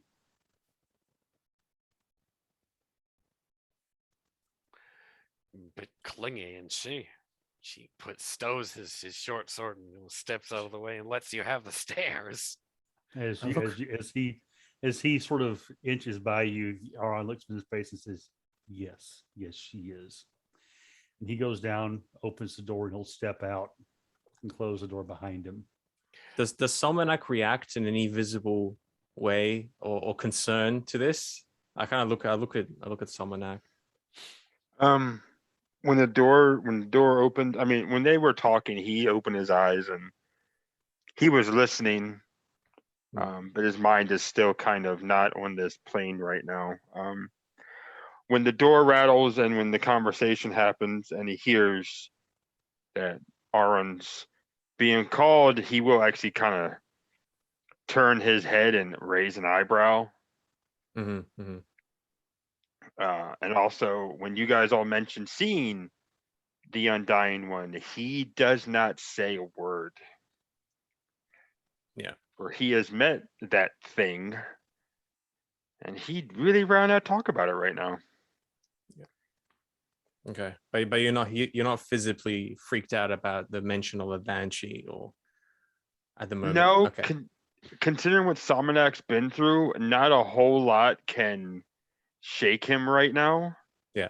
And his thought and his senses are still on his job from before. So he's here, but he's not.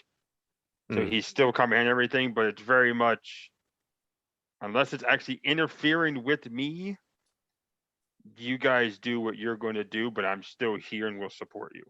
If that makes sense. No worries. So I sort of calm down a little bit, and this is still within the acceptable range of horrible corruption and curses that we seem to be surrounded by, followed by. The door closes. Yeah. As the door closes, I'll let you deal with what they do inside there. Well, there's We'll come back to the scene outside in a moment. Tizek will find his way back to his spot near the door.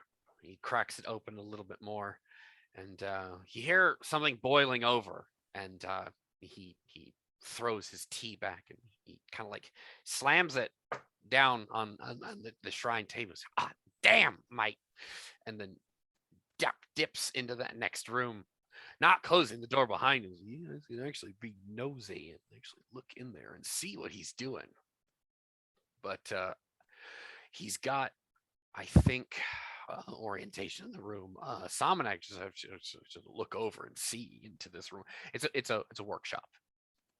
He has a big cauldron. It's about 2-3 foot high cauldron. It's a nice big one. That he's tending to now. This big spoon. He's trying to get this bubbling all taken care of. A coal falls out from this center pit, and he startles, kicks it away to safety with a bare foot, mind you. With a bare foot, he kicks a coal into the corner of a room, and he watches it as that coal sputters and cools, and then he goes back, and he's goes back over to a desk nearby, and he turns a couple pages. 2 fingers, he puts them on the page, reads silently, walks over to another table, and he pulls a jar out. Jar of something. Looks like some kind of dried mushroom. Drops it into the cauldron. And with a smaller ladle stir stick, he gets it in there submerged, and then wipes it off on a towel nearby, sets it on the desk, and goes back out to his spot and pours himself another cup of tea. He goes, so is this the only thing that you've come for? I've told you what I know of the Red Devils. His gaze kind of settles on Samanak and says, you've not said much.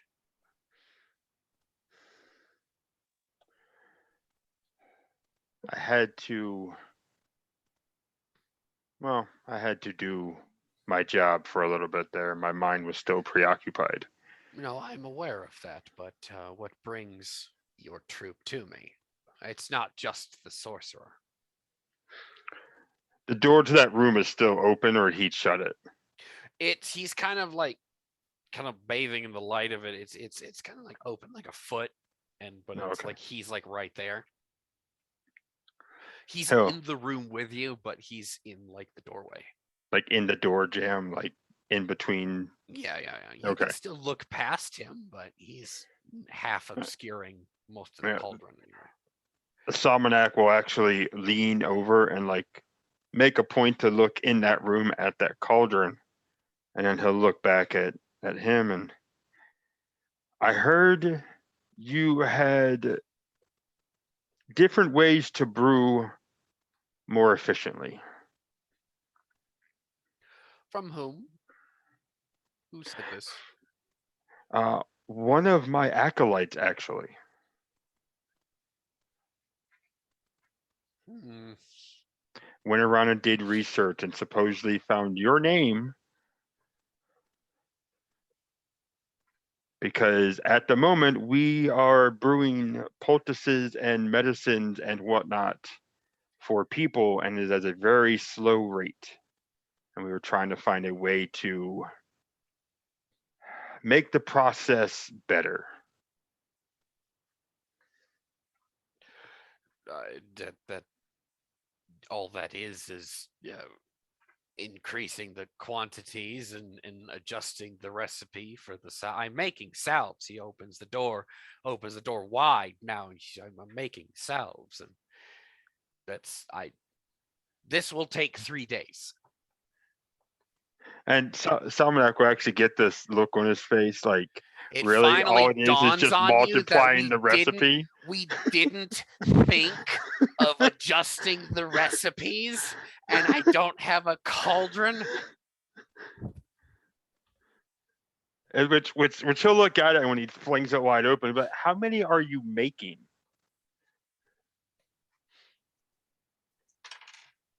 30.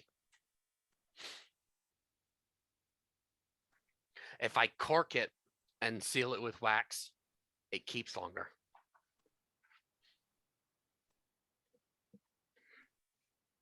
Salmonax just got that look of like, fucking really?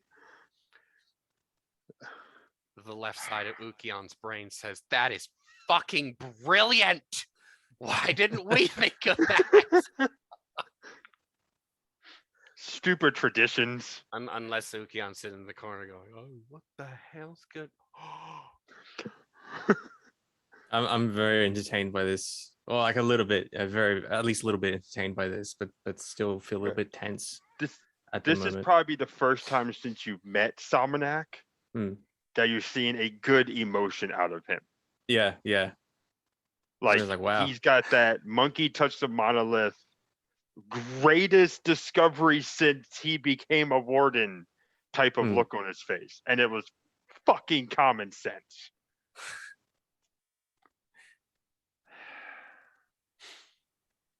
Would you like to come and see?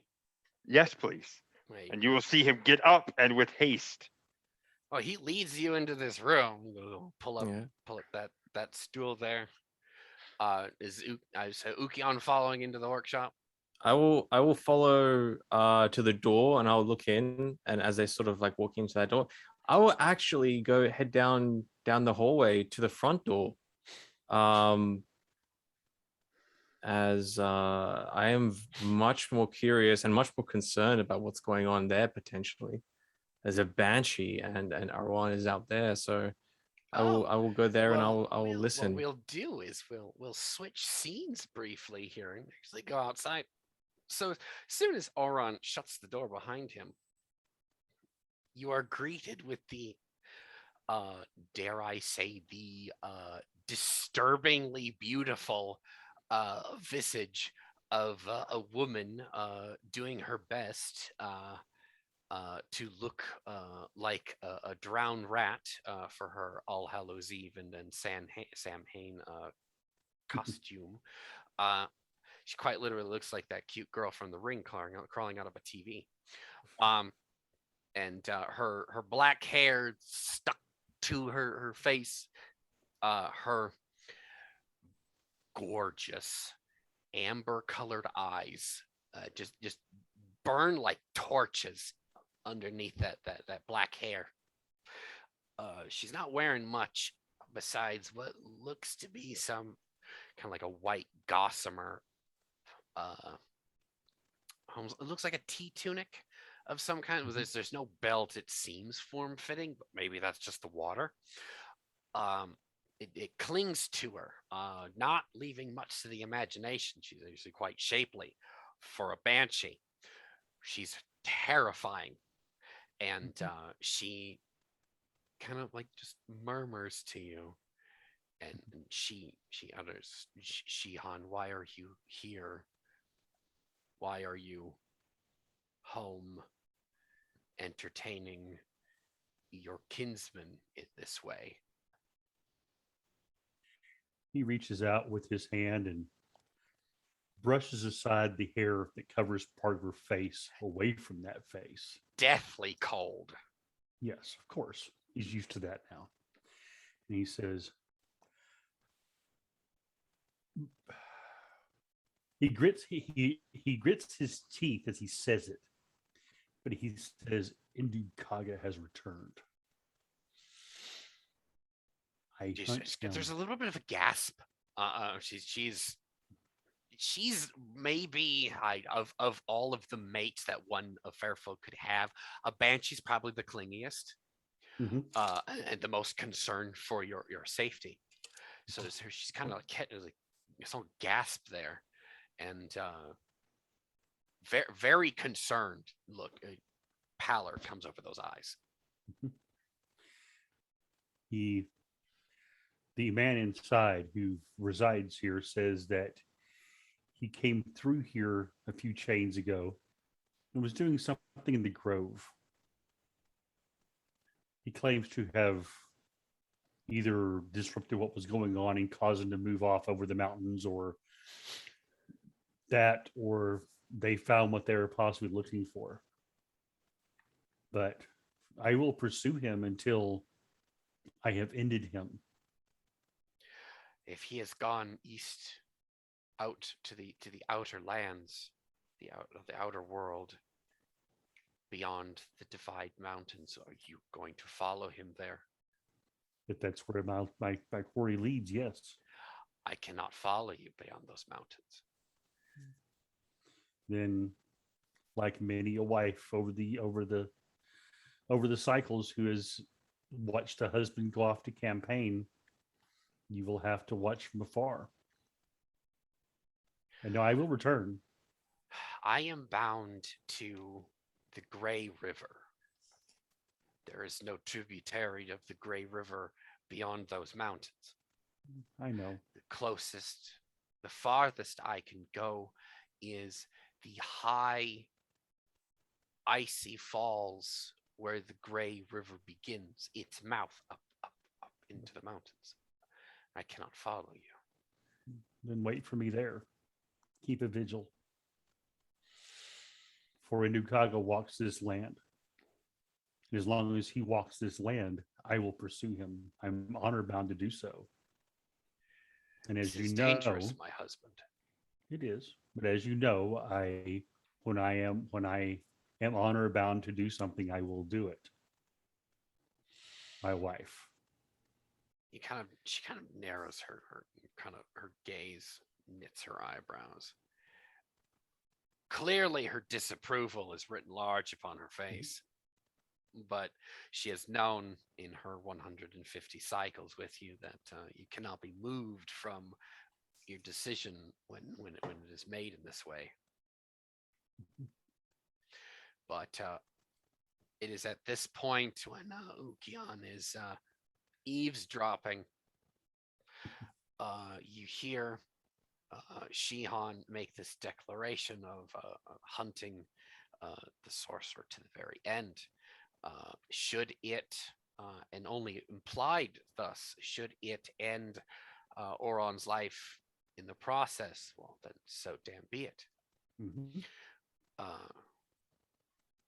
But the thing that happens next fetches Ukian's heart into the top of his head, as this disturbingly beautiful fairy woman with her just burning, grab you amber fire colored eyes, she turns very slowly, very frightfully, turns and puts her cold, icy, depth hands on the sides of Oron's face, and she sucks the blackness out of his soul, as we see just the veins come out of Shihan's skin as she goes to his mouth. Okay. And she eats it, and she just lets go of him. Oron drops like a fucking rag. Yep. And once he's there, she bends down. Oh, very, very sweetly. Very sweet. Kisses him on the forehead and turns into a watery puddle. Like almost like Shion has had a bucket of cold water dumped on him, and he wakes back up. Yes. Sputtering. Wow. He shakes his head and sets up and says, I hate when she does that.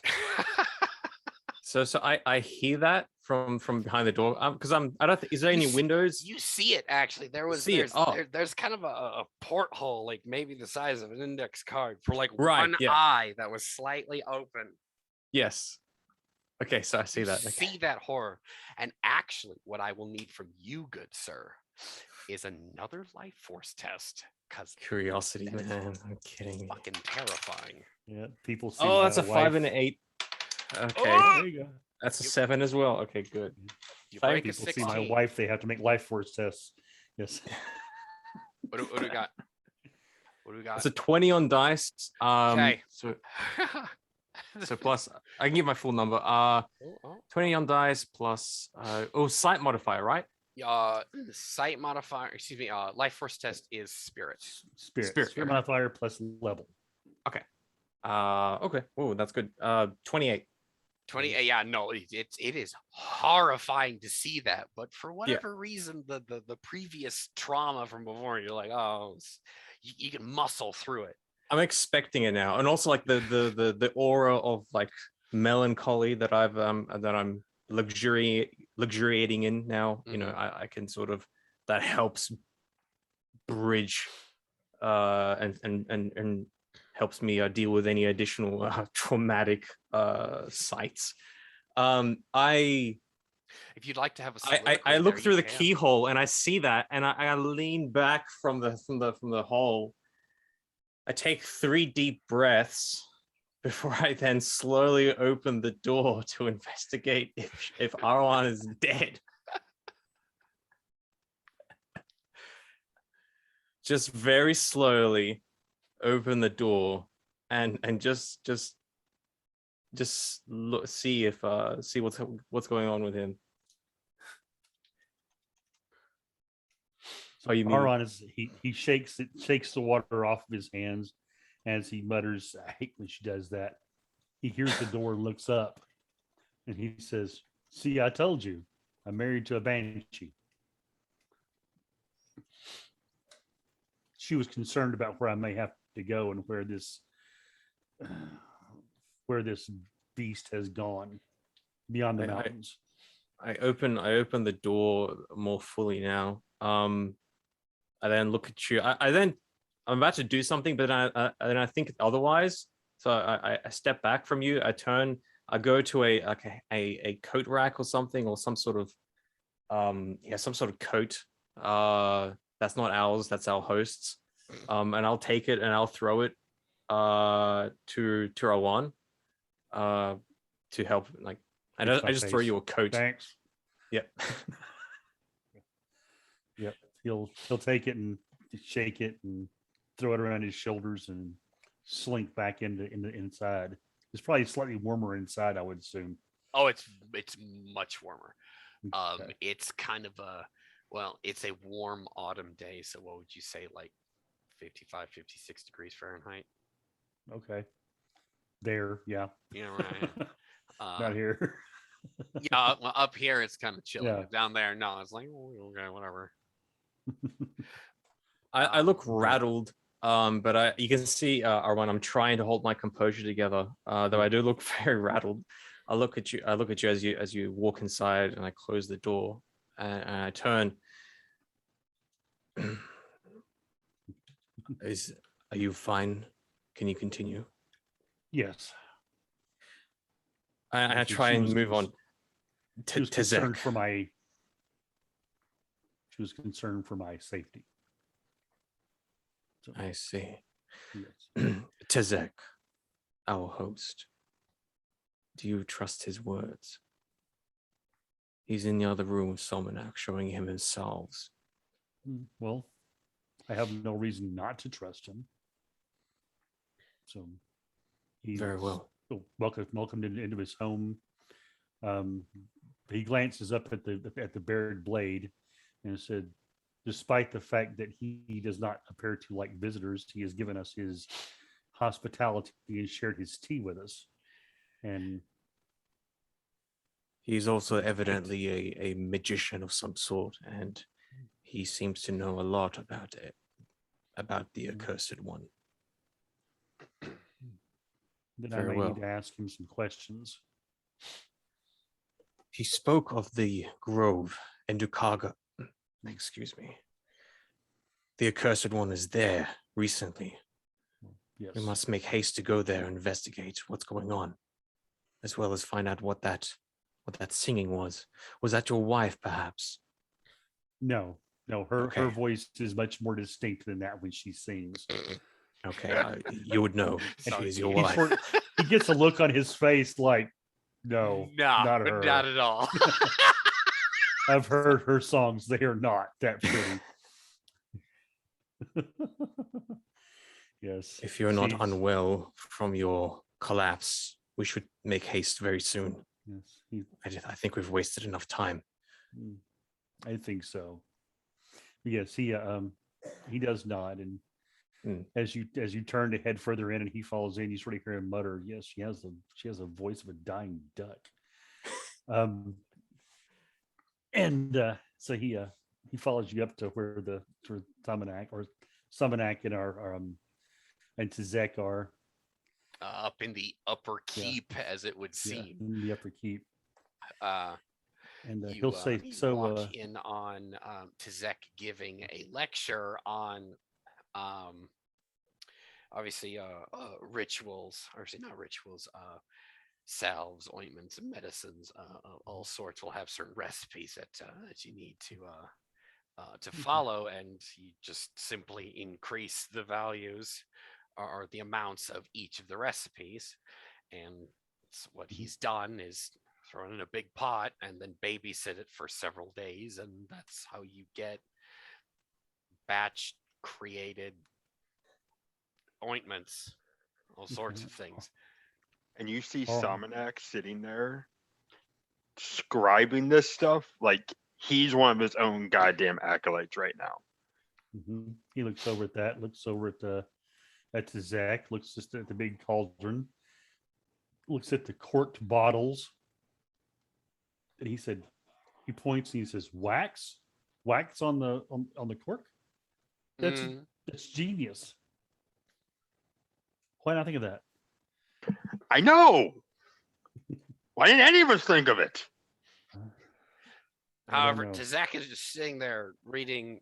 Basically, he's reading his recipe book to you. He doesn't let anyone read it. He reads it to you. Right. Okay. All magicians should be really, really pensive, very leery about. Oh, here, I'll have a look at my spell book. Shwack! Yeah, no, nah. We don't do that. We don't do that. But he'll share at least one recipe for you. With you, it's boiled towels, yarrow root paste, and basically white clay. Essentially makes a band-aid, seal it off with clay, and then leave it for a few days, and it'll help you heal faster. But which again, for whatever reason, it sounds absolutely brilliant now. Why? Yeah. Like the Yeah. whole time, something just like we had like the greatest minds in our chunk of civilization, and we couldn't figure this crap out. What the hell? What the hell? Zach just looks at the three of you and says, none of you've done this. No, No, not a once. it's what happens when many minds get together and begin comparing notes. The louder voices, the more experienced voices will tell you, I have been told that there will be no point in putting wax in a cork because some master somewhere had never done it before. Well, you will find it very interesting that when you take a fish that has been cooked and you put it on a piece of cloth that has been saturated with beeswax, you can roll a fish up in the beeswax and seal it, and the fish will keep for days. Yes, that I knew. I remember having that conversation at one point with one of the masters who taught me the basics of the apothecary art. And I mentioned that, well, this preserves fish, would it not preserve a wound? And what he told me was that if you use that to preserve a wound, it will keep the wound as it is now, and it will not heal properly. Only if you yourself are sick. I would think so, yeah. So Well, Are you willing to barter for any of these salves that you have created?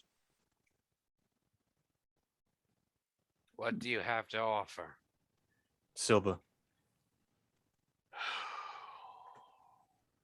Is that it?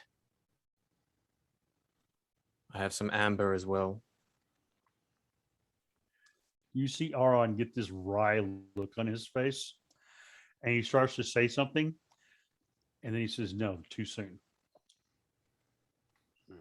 Um, he reaches into his pouch and he let me see here. What does he have that would be possibly of interest to this fellow?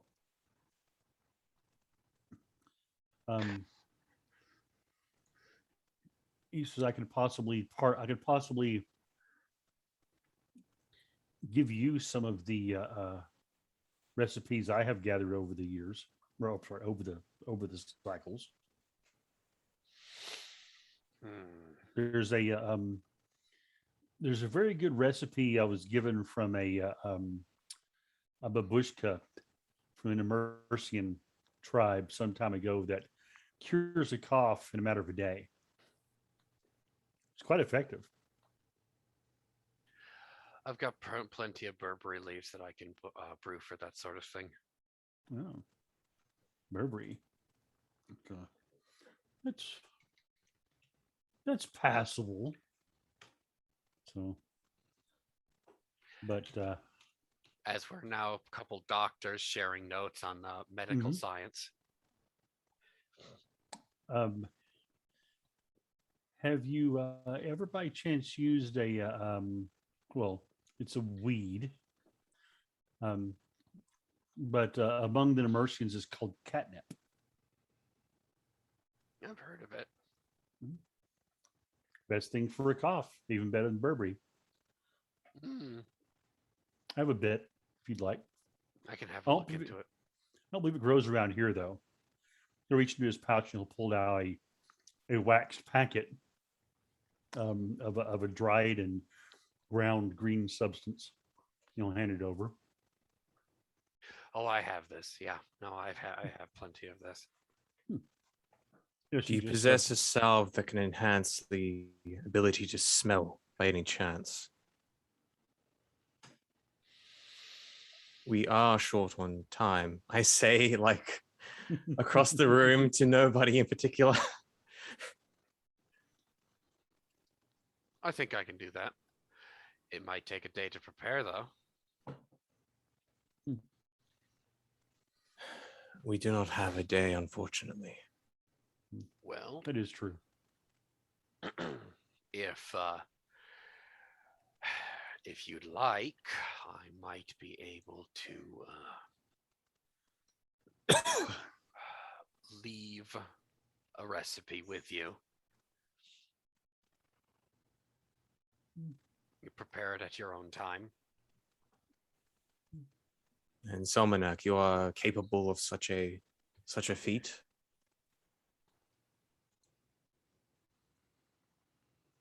Yes. Like, he just got that look like, really? Yes. Yes, I am.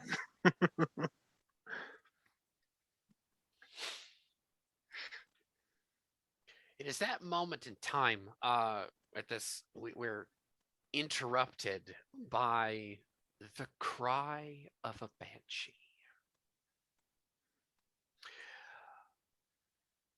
That splits our ears quite literally. It almost for whatever reason. Now, Auron, your wife can enter a home unless she is invited, almost in the fashion of a vampire. Correct. But we know that she's not a vampire. But we do hear a banshee cry.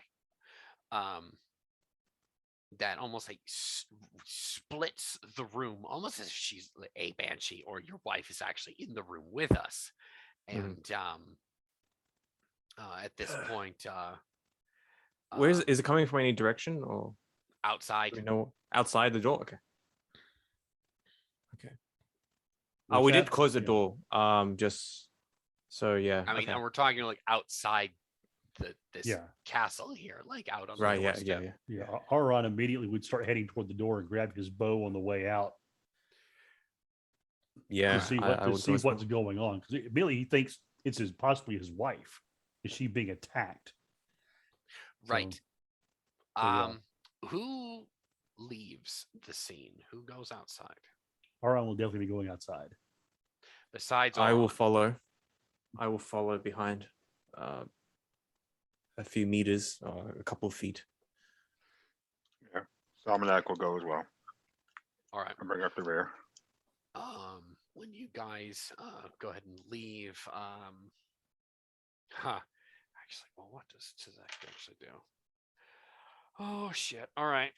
He actually puts a pitcher of water on the fire that the cauldron was actually roaring on, and he kind of slams the door and locks it behind him as he follows you guys outside. We see Oron's wife actually standing there as she's the only one outside, but again, there's horror in her face, which is quite rare. And she says, "There are some goblins and these red-skinned devils in the grove."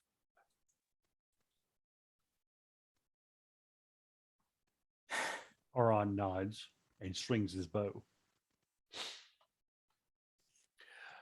With that, Tizak actually he'll actually lock the door to the keep behind him, bringing his bow out, stringing it, and he'll actually tear off in the direction of the grove, being an unofficial neighbor and or guardian of the place.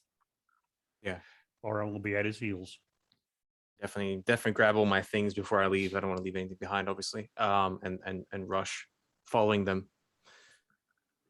Yep, Hard to Salmonak will pound be on them. everyone's heels. You guys, as you go off into that, actually charge off in the direction of the grove, around about that place, the distance where the singing would have been, Mhm. the singing has turned to crying. Oh, what time of day it is? Is it still It's by this time? It's about early afternoon, actually. Yeah. Maybe like 12:31. Is it bright outside, or is it a sunny day, or is it cloudy? There's some clouds, but the sun is out good and bright. Okay. So I'll actually begin the scene at the edge of the grove. You guys tell me how you guys wish to proceed. As soon as Aron hears that crying, he's going to be of course alert for a possible ambush, and he knows something horrible is going on now. As soon as he starts to see the trees of the grove itself, those flowers, he will do his thing. He'll ghost into the woods, if you will. He's going into hunter mode. He's going to go hunting what's in there causing the problem. So for his stealth roll, we have a 20. So Fair. With that, who wishes to proceed?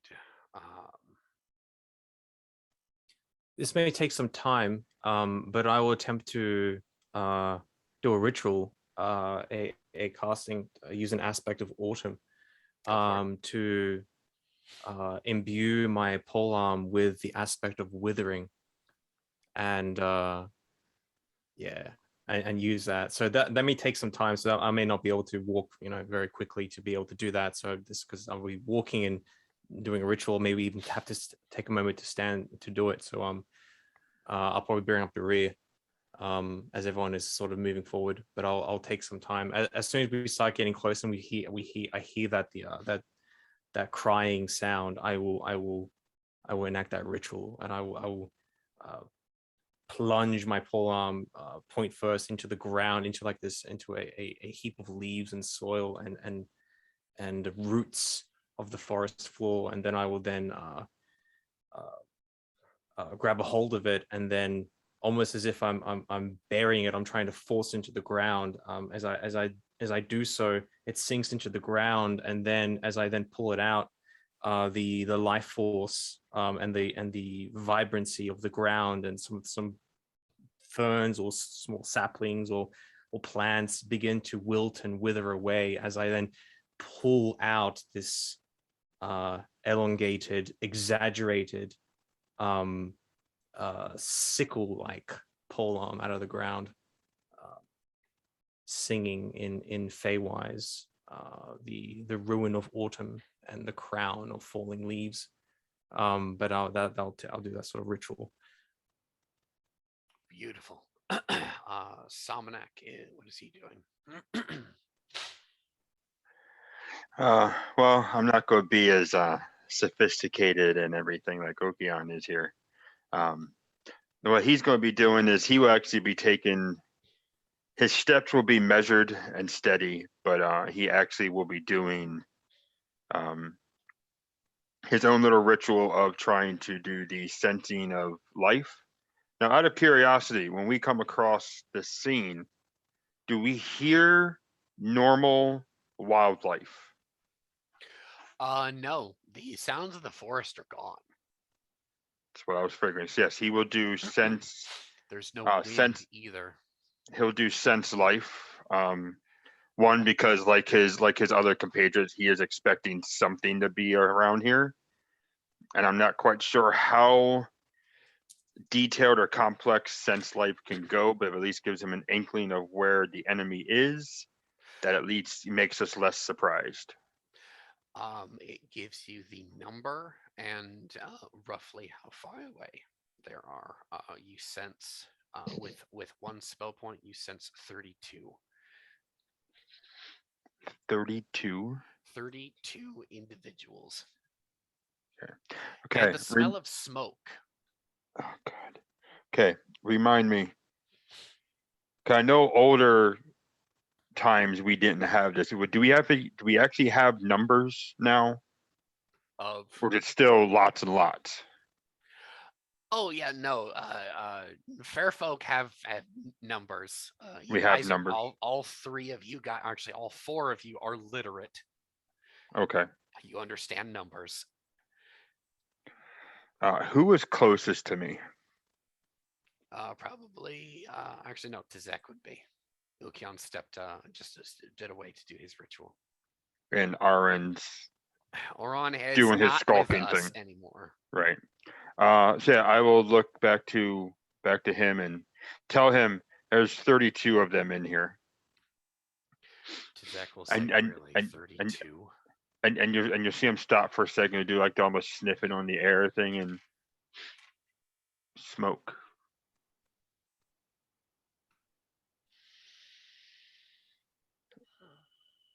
And you will actually see Salmonak begin to walk again. Let me know when I actually see a red devil, though, because I'm going to make a self-control check when I do. Okay. As you guys, the three of you, are going to be moving into this grove, into this area, you step out of the underbrush and into one of the thickets here with a looks like a this looks like a flowering oak. I know oaks don't have flowers, but this particular specimen does. It's got kind of a pale purple lavender flowers to it, and that kind of like strews the thicket floor with those petals. When the wind would go by, you would kind of like very prettily kind of like shed these petals. But Oron, you feel as you're from where you're hidden, going through the underbrush there, that strange gravity does come back, but is a little bit more powerful this time. And you're being pulled in a familiar direction.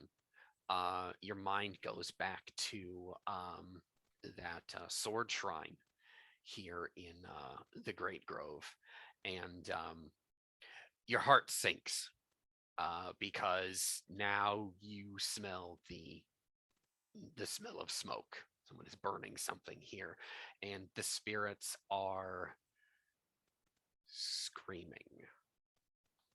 The closer the rest of the party gets into the grove, the do find that the someone here is desecrating the sacred grove, and someone has lit fire to something. You look in the sky, there is a column of fire, or fire, excuse me, a column of smoke.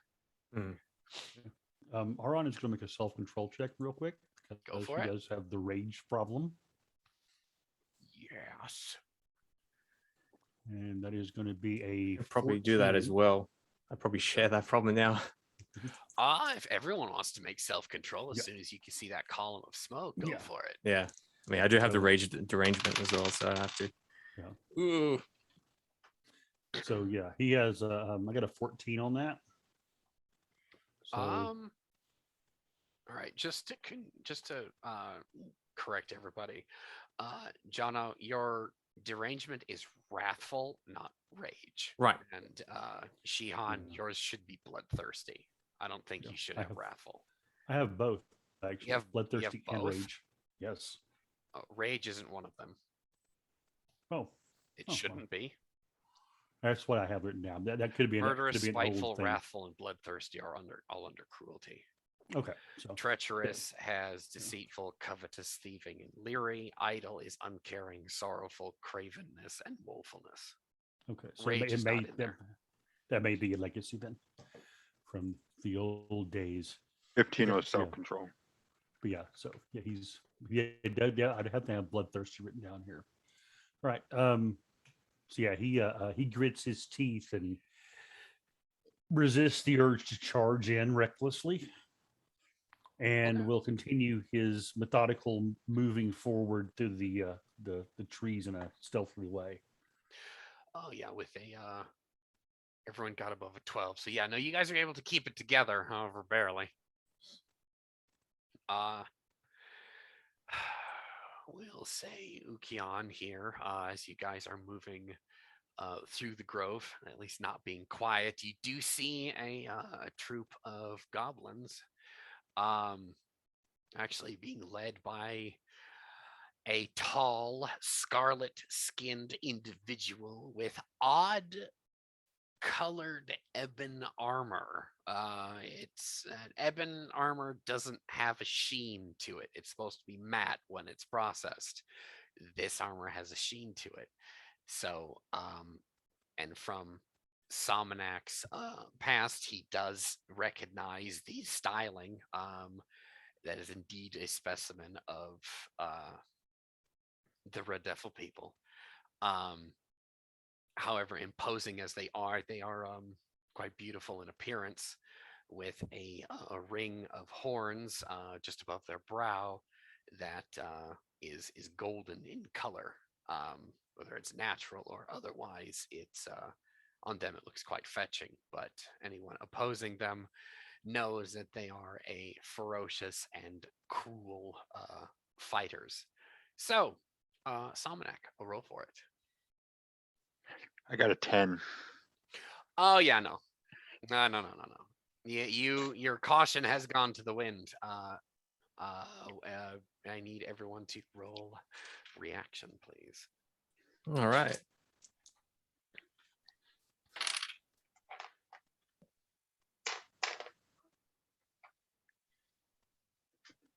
Get a 16 over here.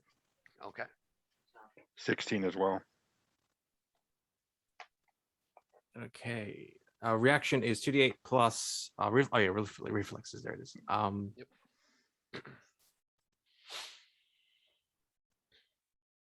A 10.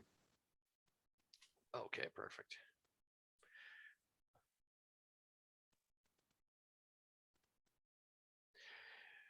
And there are 8 goblins here, and they're going to go dispersed out all over the damn place.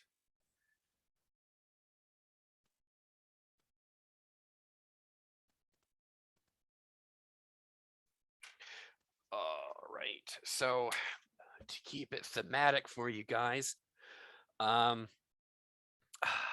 you guys are moving pretty cautiously through through the thicket there, despite the pressure on your nerves trying to keep it together. They spot you and they win the reaction. So a group of these goblins. Again, 8 in total, so 9 combatants total here. They're going to make their attacks here. 4 of them are going to charge forward and attempt to have a go at Samanek, Tizek, and Ukion here. Ukion is the first to. Well, I was going to say, because he lost his self-control, he probably would have charged ahead Oh, before anyone else really had a chance. That's what the self-control would have been for, kind of like back at the camp before when he just lunged and tried to strike. Fair enough. PTSD moment. He wants to go kill this guy. Fair. All right. These goblins are going to meet you halfway with their prodigious toad-like frames. They are armed with goblin forged arms and armor, spears, axes, and swords. 2 of them are going to attempt to put their blades into you. The first attack will be a 14 on the die, and the second will be, god dang it, a 23 on the die. So defense test, please. All right, first defense test is a 21. Nice. That one is good to get through. Maybe the second one. The second one is a 24. All right. So you beat him.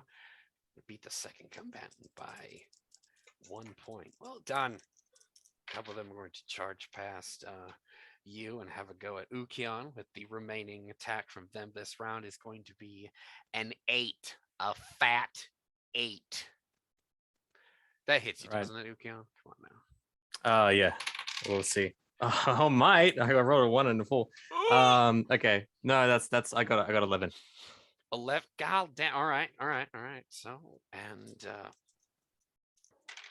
one final one is for 14 on Tizek. And what's going to happen to Tizek?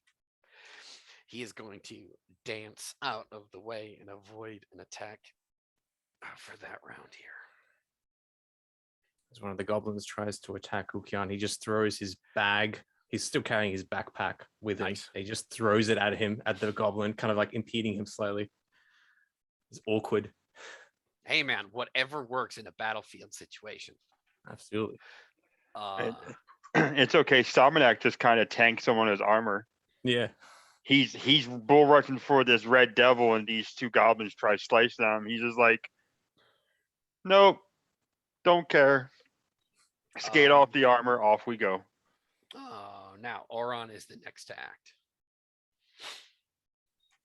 So Auron is going to line up a shot on this red devil who he assumes is probably the commander. At least He for is this not. trip, yeah. He has knocked a Fey Iron arrow.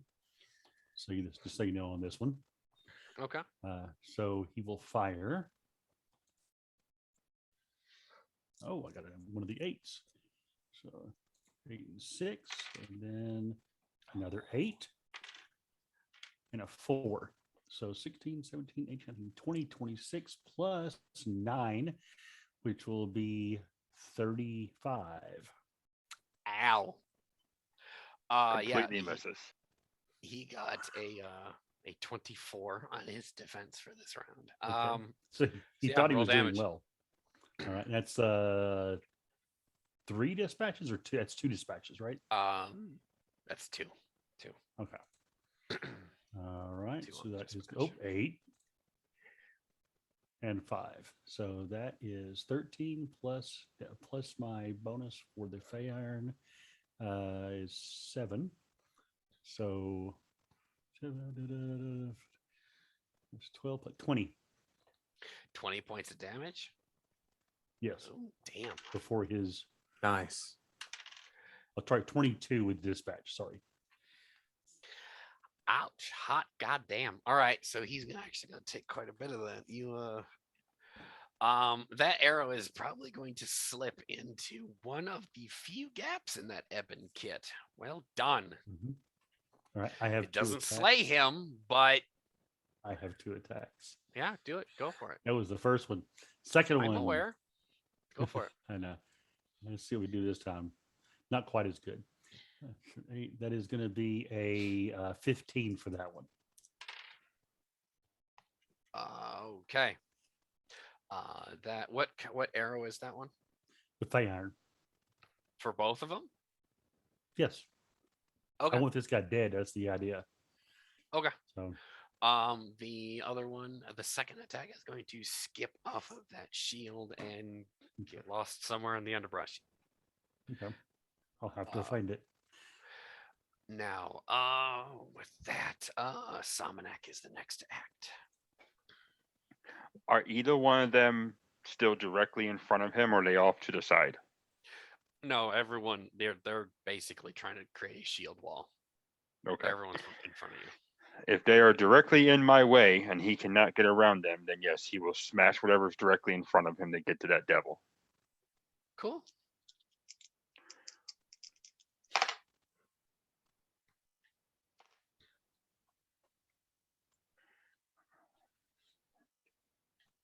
So 22 on the first hit. Ooh, yeah, no, he can't answer that at all. Can't. He rolled an 11.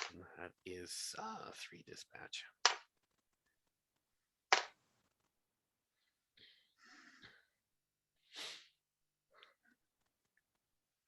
$28. Ow! God damn! Jesus! Is that one downed or is he still up? No, he's. You can describe for us how you spear him. That is bad. So yeah, and they actually get a second attack after this as well, which might be nice. But you're going to see Samanak. Anyone who could actually see his face just sees red hot. It's rage, anger, but fear. He is scared shitless because he knows what that thing can do, but he's also pissed off because of what that thing could do. And he wants it dead and gone. And because these things are in his way, these things need to be gone.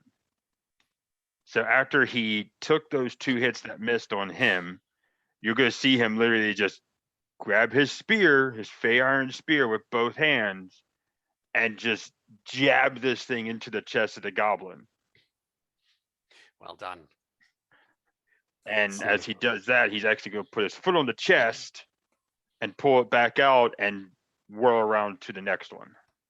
Make your second attack then.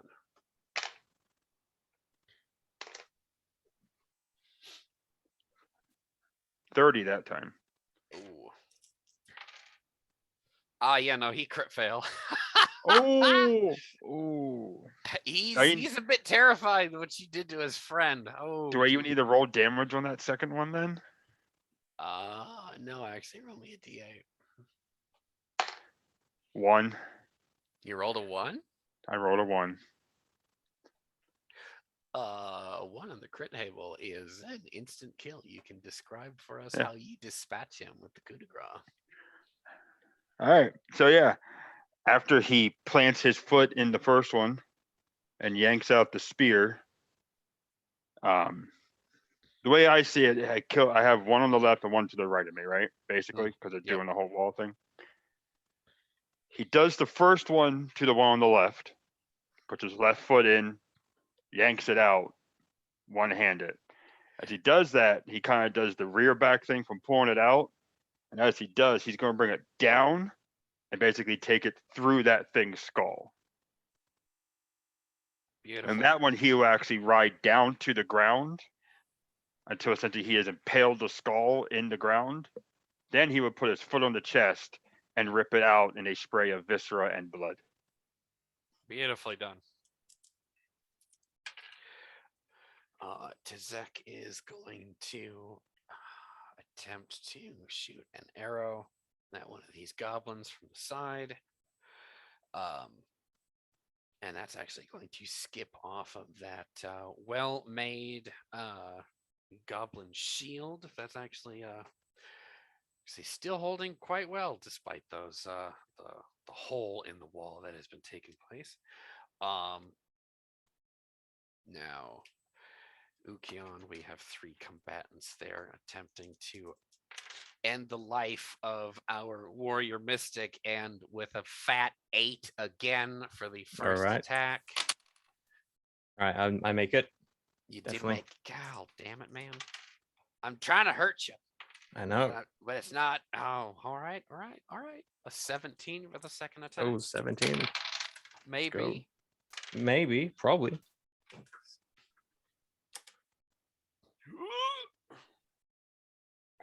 I got a blah, blah, blah. That is going to be a 15. Just gets me for that one. 16. Oh shit! All right. He is wielding a goblin rod bronze hand axe there. He is going to do 5 points of vitality. Actually, excuse me. He's got a strength of 8, so it's 7 points of vitality damage and 2 points of durability damage to your wooden armor. All right. So I've got a armor surpass, damage surpass on the wooden plated hellbook of +4 total. Okay. So it's you've got Greaves now. Greaves is +1. You're not wearing a helmet, correct? nope. So that's 5. Damage suppress will take 5 points of damage away from the damage coming in, so you only take 2. Okay. Plus the 1d8, right? What do you mean plus the 1d8? For damage suppress, 1d8 plus your Oh, modifier. that's for right. all that. That's right. His armor test. Roll a d8. Oh, that's an 8. There you go. So yeah, no, you don't take any damage this round. But he does take durability damage. Yes. So that's 2 points. Yeah, 2 points of durability. Yes. I'll make a note there. And now All right. Jan can counter attack should he wish to, as he brings up the rear. Most definitely. As I'm running forward, these 2 goblins are avoided by a Somanak as he runs forward, destroying two of them, annihilating them. I'm running, trying to keep up with Somanak. I will, and this goblin attacks me. It digs into my chest, just below my breastplate.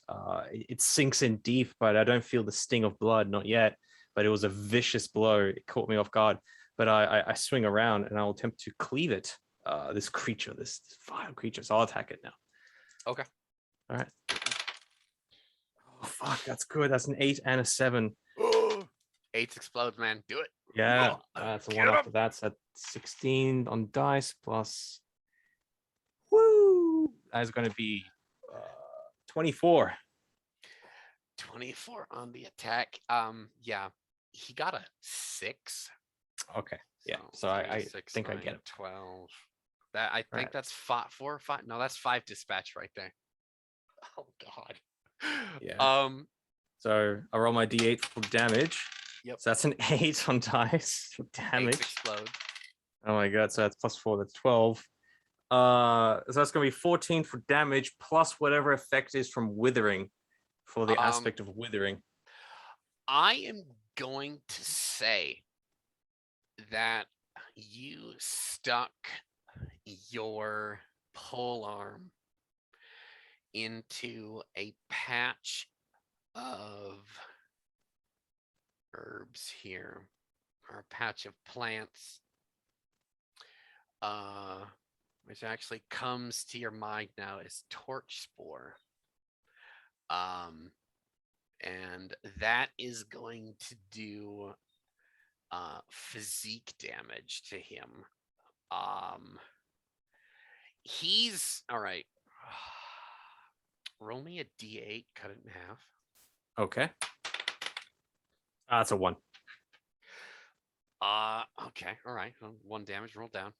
Round down, still 1. So you did 14 points of damage there. Yep. Was that with the dispatch damage? Was 14 the total? Because you dispatch Right. is for how many points above their defense you get +1 damage. Oh yeah. Okay. Right. No, I Plus didn't. I 5 didn't 14 calculate space, dispatch so at you all. got 19 right now, 19. I think. Yeah, 19. Yeah. Jesus. Ow. What's gonna end up happening is because his goblin armor isn't gonna hold up very well to that kind of masterly death stroke there. It's gonna put him low, but the poisoning from the torch spore is going to cause dehydration, coffee, and put his eyes out. Yes. And he's essentially going to die in agony in a few moments, but you can describe for us how you just destroy him. It's not an instant kill, but Yeah. Yeah. Yeah. So as I push off this goblin attack, as he sinks his armor deep into my chest, stinging me, I will beat him back with the butt end of the polearm, and then deftly turn and spin around, and then with the polearm is really looks like a scythe now. Like that's more of the look, like a short and fat scythe. On the end of a long wooden staff, and I turn and I dig it into its side, and it yells and screeches. A soft and meaty section underneath the arm, and it digs into there. It doesn't find purchase completely, but it seems it takes off a quarter of its torso. And then and the withering effect of that torch blight then almost explodes in almost a cloud of pus and decay, as there's some sort of a discharge, and the creature then screams and is immediately covered in a web of black veins which runs all over his body, covering him, and a undulating mass of rising and falling pus and boils run over his skin as he begins to scratch at them and tear at his side, which is much of it, chunks of it are missing, as he then screeches and falls to the ground, still alive, but not for long, as you say that. And Ukian, as I yell out, "I call a dark hunt," and I then turn and I think it's one attack, right? One attack per round at this stage, or I believe you should have at least 2 as your 6th level. yeah, right. Okay, cool. How many grades in your weapon do you have? I have 8 grades. You get 2 attacks. That's 3 attacks actually. God damn. Okay. Go for it. No, All right, cool. 3 attacks is 9 grades, unless you change is- it again. Oh no, if is it 1 to damn, 4, that's 5 to really 8, 9 to close then. 12. Okay. Okay, That's 2 attacks. then. That's fine. Perfect. So that's a 6 and a 4 on dice. And this is going to be plus, yeah, so it's going to be 16. Oh shit. Yeah, no, you're that is dispatch 1. You beat him by 3. Okay. All right. So Roll dispatch will be damage. +1 to that damage. So I roll that damage. So I rolled a 6. Damn it. So +1 from dispatch, and then plus my other damage. That's going to be a plus.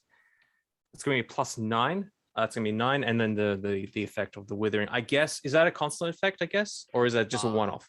It is until the end of this day, essentially until Okay. sunset. Yeah. Okay. So that's going to be 9 points of damage, including dispatch and the effect from the torch.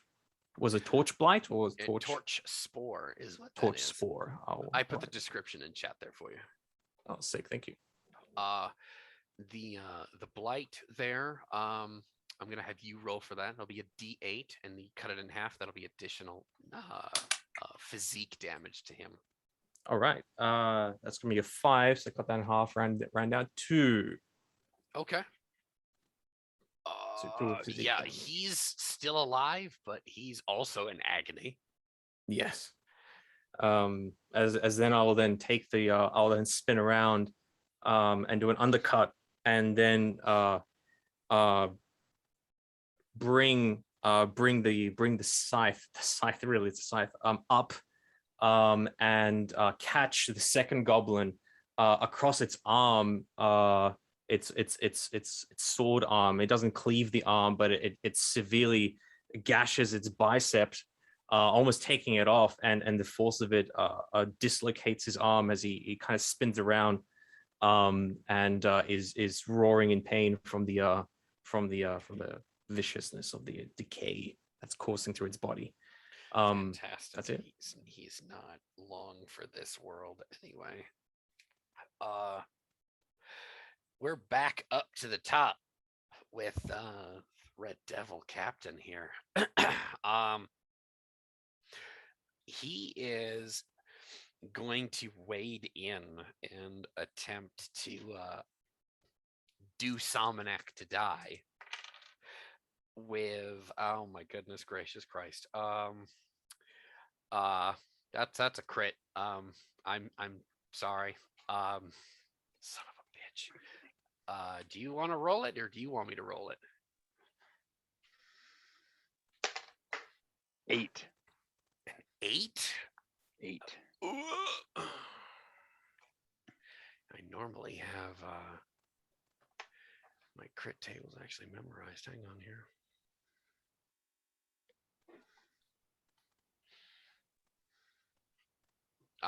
Deal damage as normal. Okay. The least of the crits. So what's going to Crit end up table, the happening- one where the numbers are reversed. Huh? And the crit table, the only one where the numbers are reversed. Yeah, that is the only thing in the system. You want to roll low on the crit table or you want to roll high against you. All right, so ow. Okay, that is 16, 18. Am I still getting my damage suppressed from this or no?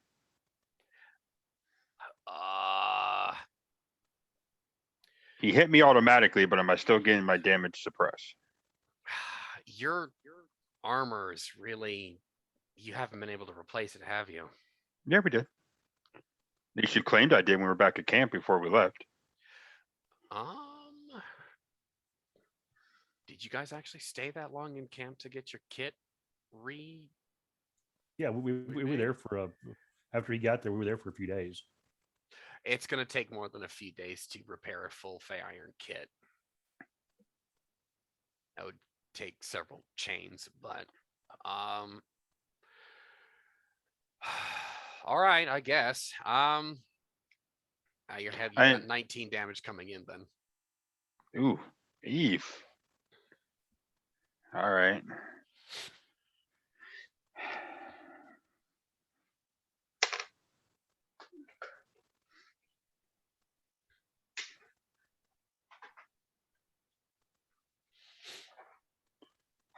And if Why does I that seem remember higher than correctly, it is? he's wearing a coat, right? A male coat. He has a hauberk, male hauberk. Male hauberk. I believe that's 3. And I also have a helm on. Well, it's a circlet, but it's a helm. Okay.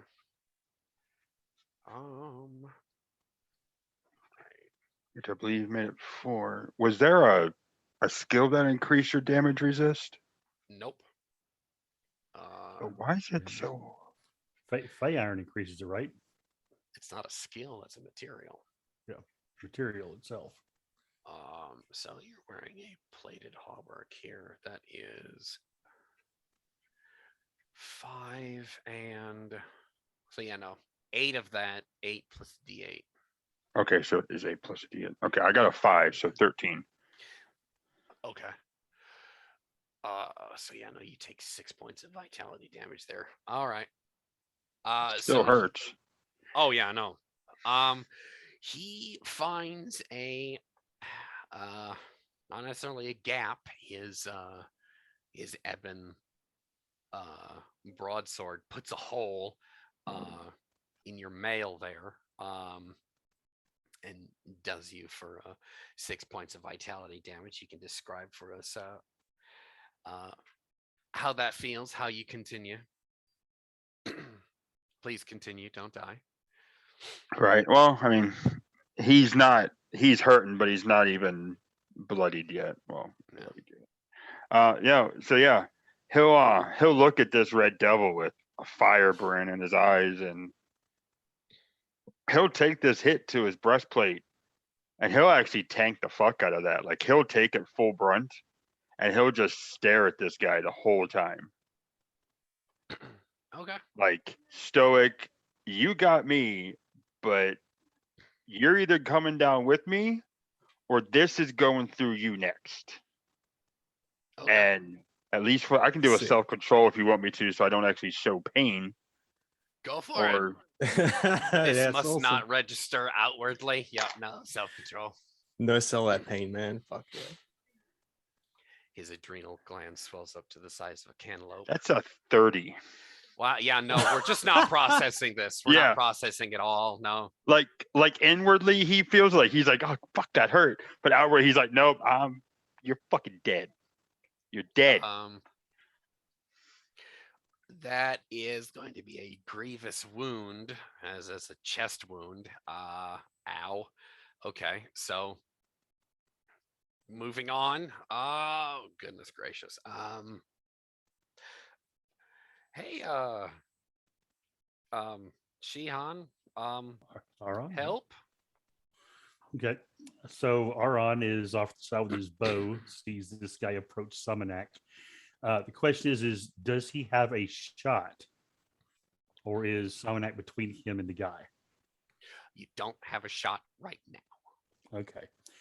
In that case, he is going to attempt to move to a position where he can get a shot. So and take a shot and take a shot at this guy. Okay. All right. So he'll move further up. Now we're about the stealth thing at this point. All right. And he's using the regular bronze arrowheads at this point. So 7, 8, 9, 11 Okay. plus. Let's see. That'll be a 17 to hit him with that arrow. Roll damage. Thing about having full kits is you're sure you might not roll high on your damage. You might get hit, Mhm. but the armor will just negate all of Yeah. it. That'll Let's see. soak it up. What do we got? It's a 17 17 Pretty good. damage. for a hit. I didn't. I said roll damage. Send it. Oh, I'm sorry. You froze for a second there. Oh, Okay. did I? Oh shit! Excuse me. Yeah. Excuse me. That's okay. All right. So Yeah, any no, dispatch? he got a 12 on his defense. So yeah, no, roll Okay. it. So there's an 8. 2, so it's 10, 11, 12, 13, 14. And that was one dispatch. Yes, one. So 15.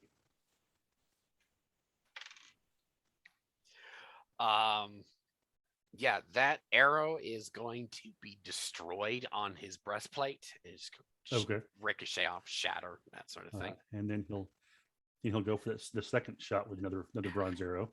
Awesome. Double 8s. Oh yeah. Oh, nice. Yes. Yes, Double there eight. it There you is. go, right there. Yeah, Roll that crit, baby. That's legit. So That is a 6 on the crit table. Let's see. Mm. Oh Jesus, crippling strike. Oh damn. Ow. That is going to land in his right leg. okay. Yes. It's And going to be we roll 4 some damage for that real additional, quick. vitality damage. So yeah, roll it. All right. That is going to be 7 plus the 4, so 11. 11. So rules as written, he's going to take a minimum of 4 damage because of the crit, but the rest of the armor is going Okay. to soak it up. Okay, that's fine.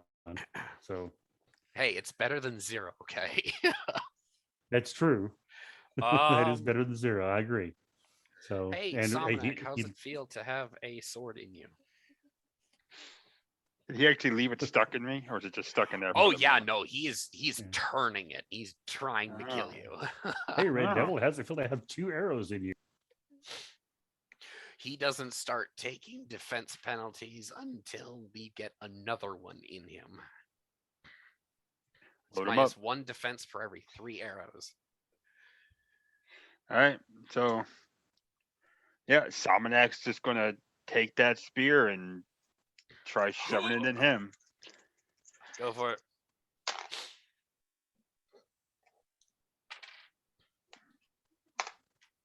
Nope. Oh shit.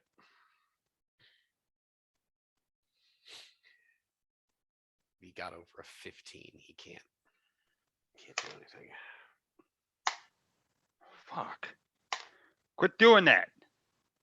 Get him. That's what I got 36 just on the dice. Is that the attack? Yes, that's attack. Yeah, no, he can't answer that. He only got a 14. I rolled 8 3 times. Roll damage.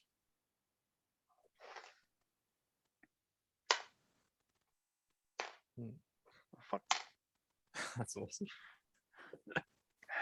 I might actually 35 35 damage. damage. Oh. Fuck, that's awesome. Oh, really? I gotta suppress on the fucking damage die? Hang on here. Hang Fire on. die is loving me Hang tonight. on. Now I get okay, that's 35. Hang on. That's with the 5 dispatch because I assume I get 5 dispatch off all that. Yep. Oh, actually, I'm sorry. That's 38 because he's actually two-handing that sumbitch. I get a +3 damage for that. Oh, you get. Oh, yeah. Fuck yeah. Yes, two-handed weapons get a plus additional 2 points. 2 points of damage. He is going to take 29 points of vitality damage. It's going to blow out the rest of his vitality. Well done. You can describe for us how you slay him. Yes. Yeah, so Samanak has this fucking sword fucking twisting up in him. Out of like peripherals from his red haze of doing this, he sees the arrows coming in. 'Cause I'm assuming I see him like jutting out of this guy's sides and crap. Yep. And the one leg. So he quite literally, because the way it is, he has to do like the overhead type deal. Mm-hmm. He will literally raise this thing up, and in a fit of rage and screaming, he will actually drive it into that guy's own breastplate. Probably literally like right into the sternum, like crack his damn ribs apart. Nice. And he will just, with all the rage he can muster from the earth, he will drive this guy into the dirt. Yeah, that your spear is going to pop out of the rear end of his breastplate, staple him to the floor, and he's gonna die on the end of your spear as he goes limp there, pouring his black blood out onto the thicket ground there. And he jerks once and dies.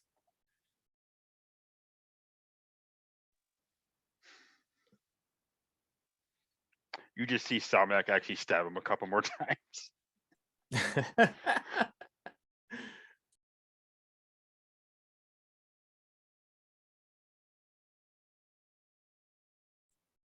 All right. What's next? You tell me. Well, who all is still alive? That was everybody. Oh, we killed all the goblins Oh. already? Yeah, Oh, I Oh, thought you said we it was killed- 8 of them. you did. That was only 4. No, Yeah, we only killed 4 goblins. no, that's all of them. That's what I wrote down. Combat is Oh, ended. okay. Yeah. Huh? Okay, okay. I was thinking No, we there had was more to go. actually there was a goblin that was alive still. I think that was still alive. I didn't dispatch it. It was just almost dead. Well, That's he's the gonna one- be dead Yeah. now that we're They're di- talking they're- about him. Yeah. Yeah. They're Oh, no, blinded different. in pain. They're not going anywhere. Yeah, no. Oh. He expires in the think leaf dispatched litter. it. How about that? As Samanak gets done doing that, he actually sees the life fade. He actually sees the life fade from this sumbitch. He'll actually stab one more time. He'll leave his spear in there, and that's when he's actually going to grab the sword with both hands. Look back at I never remember his damn name. Who's the other guy that's with them right now? Tizek. Tazek. Can't never remember that. Look back at him and be like, Tazek. you got a salve handy, right? Because this is gonna hurt. Okay. Is that all of them? Are there any more? Do an Uh, awareness test. I'm gonna do an awareness test. real quick. Yeah. So That is going to be that's a 16.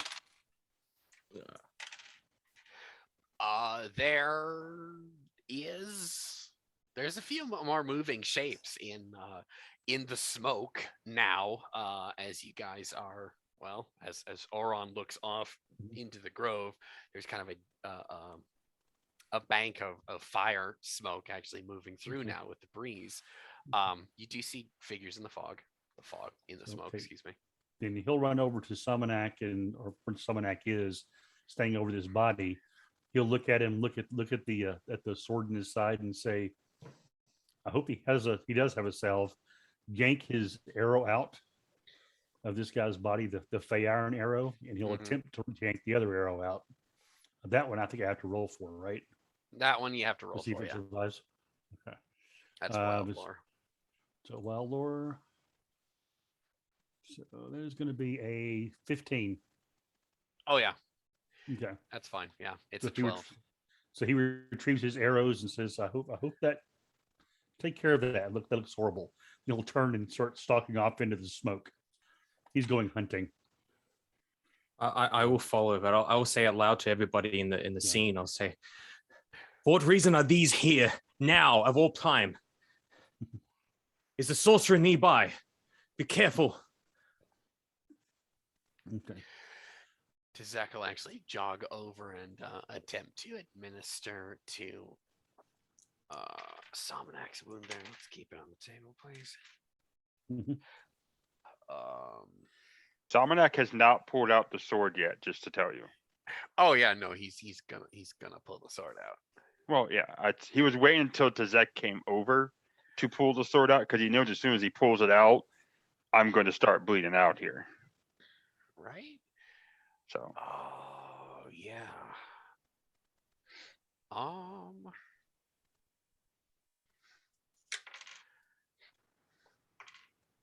Oh shit.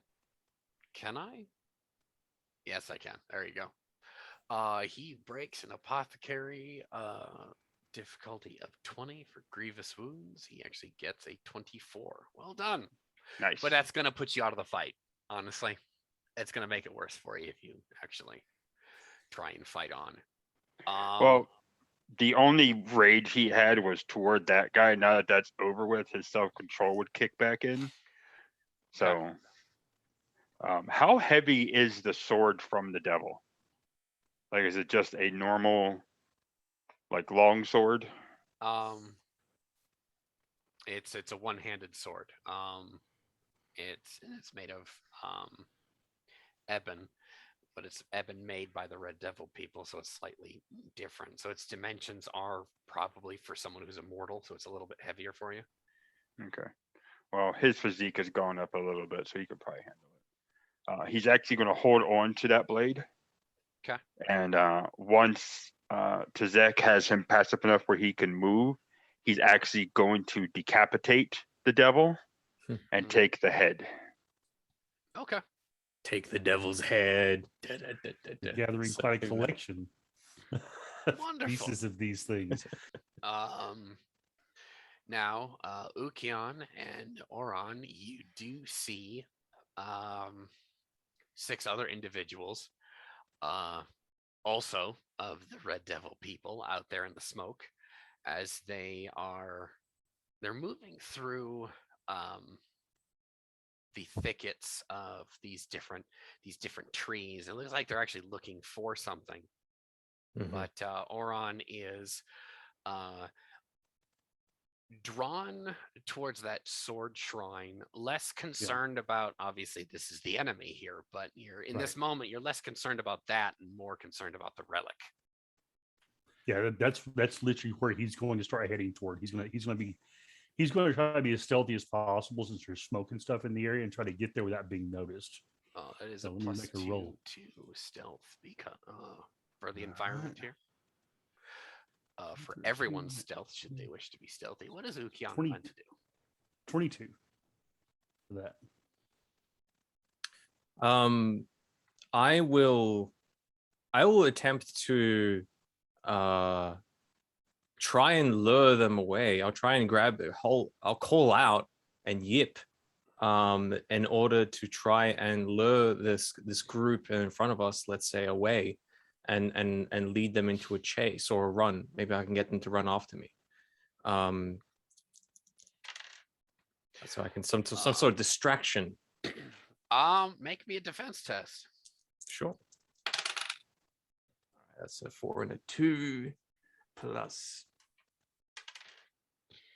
Oh, god damn. Okay. 12 total. Yeah, you're gonna get shot with an arrow. Make me an armor test. Sure. Okay. An armor test. So 1d6 or 1d8? 1d8, yep. 1d8. All right, that's a 7 on dice. Plus my Shit. surpass, right? Yeah, Yep. Plus your damage pass. that's going to be a total of, I think it was 5. Yeah, so 12. Okay, you're going to take 6 points of vitality damage as that Ow. that ebon arrow is going to miraculously pierce your Fuck. your armor there. Not with the kind of force that's going to staple you to a nearby tree, but it is going to knock you down. Yeah, that's massive. That's a lot of force. So I run in order to try and get the attention, but an arrow just takes me out.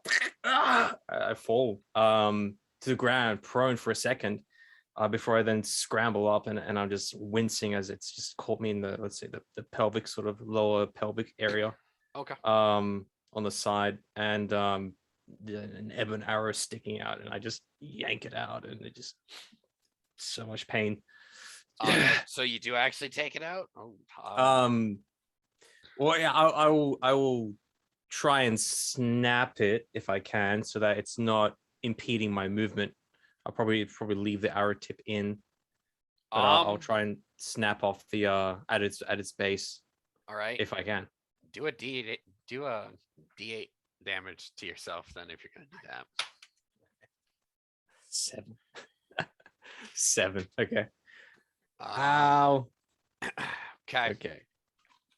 Be sure to add that into your or like take your suppress into account there. Okay. Okay, that's a 6 plus 8. And yeah, Mike, That's 11 on the suppress. Okay. That'd be that'd be a little too much stress for you right now. Yeah. Now, Oron, you're gonna dip back through the fog. You find your way back to we're actually splitting up the party quite a bit here, actually. You find your way back to that shrine. And just in time to see that the tree is gone. There's supposed to be a flowering weeping willow there. But the tree is quite literally just it's gone. It's almost as if there was never a tree growing there. But through the smoke hasn't blown this far in, so you actually see pretty clearly. It's starting to get a little bit hazy, but you see a golden skinned, naked fair folk with impossibly long black hair that's kind of like stuck to his body. He's got like a train, like a 4-foot train of black hair that's kind of like dragging across the dirt, and he's standing at the shrine. And as soon as you come upon the scene, you see him push the top the top stone off of the shrine, and an ebon arrow lands in his back.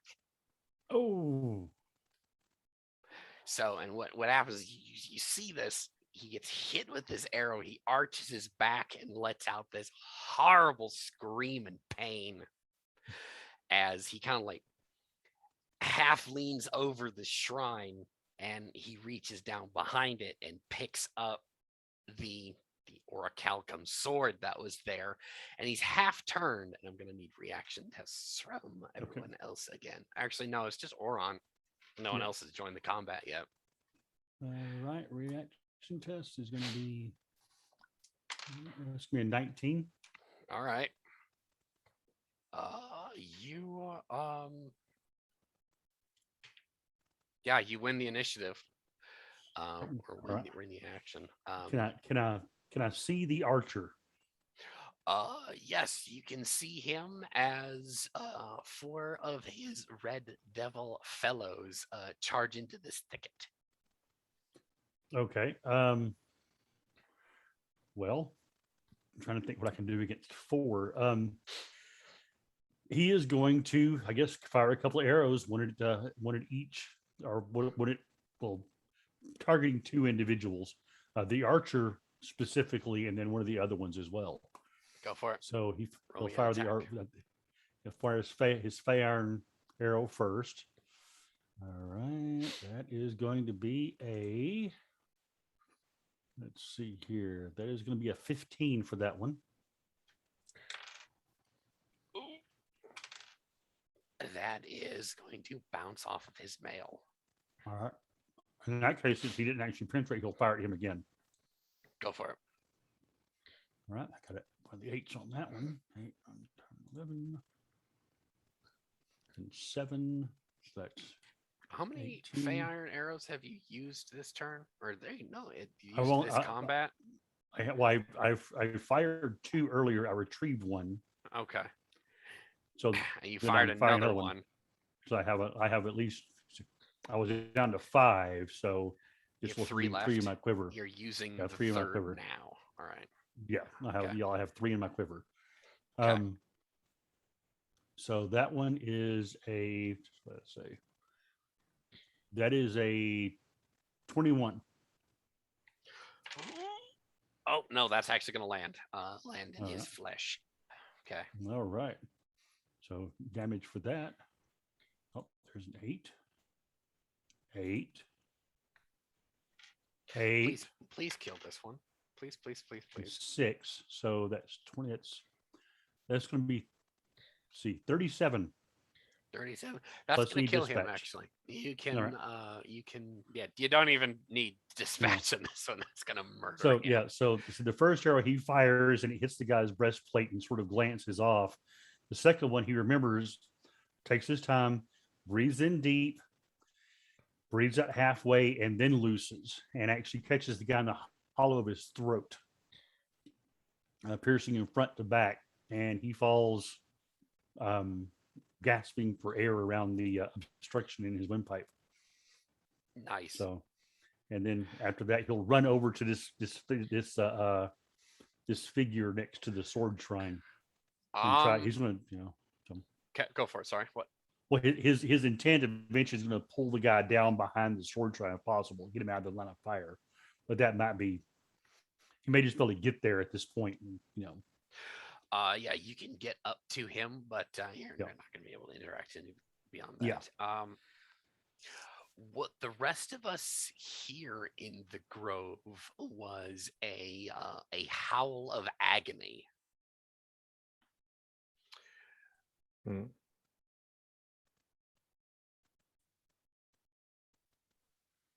Nothing. All right. Well, I mean, So- I'll kill the party if no one wants to do anything.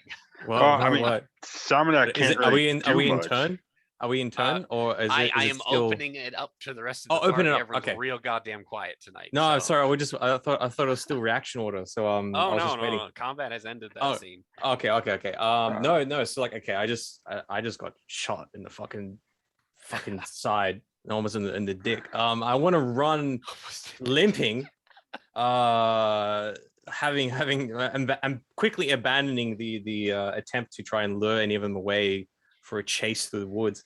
I will quickly grab up and limp towards where Somanak and Tezek are currently holding up. As I saw, I don't know where Arwan went.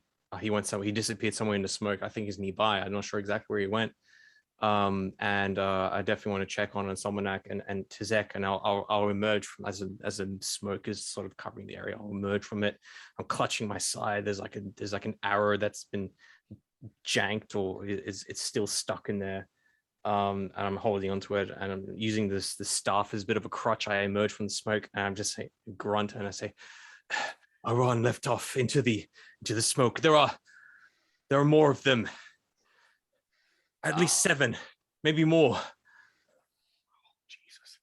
Yeah, Tizek's gonna look on and say, what did you done to yourself? He takes out a pliers. Now's not the time. essentially. We must move from here. We're exposed. There, archers are everywhere. As a volley of arrows Yep. goes into your midst, but doesn't hit anybody. Can you move? I look over towards Salmonak. Tizek, can you move? Tizek can move. Tizek tend to him. Salmonak's going to try to limp to the closest cover. Okay. Which He will is be not free. moving quick or efficiently. Mhm. Yeah, basically that's what I was intending. So I'm trying to get everybody and myself towards the closest cover, at least, some, because we fought in a bit of a grove, like an open area. Yep.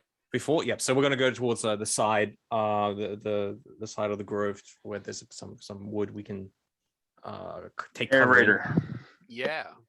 that sense life that I did, does that just pop up for like a moment, or does it actually stick around?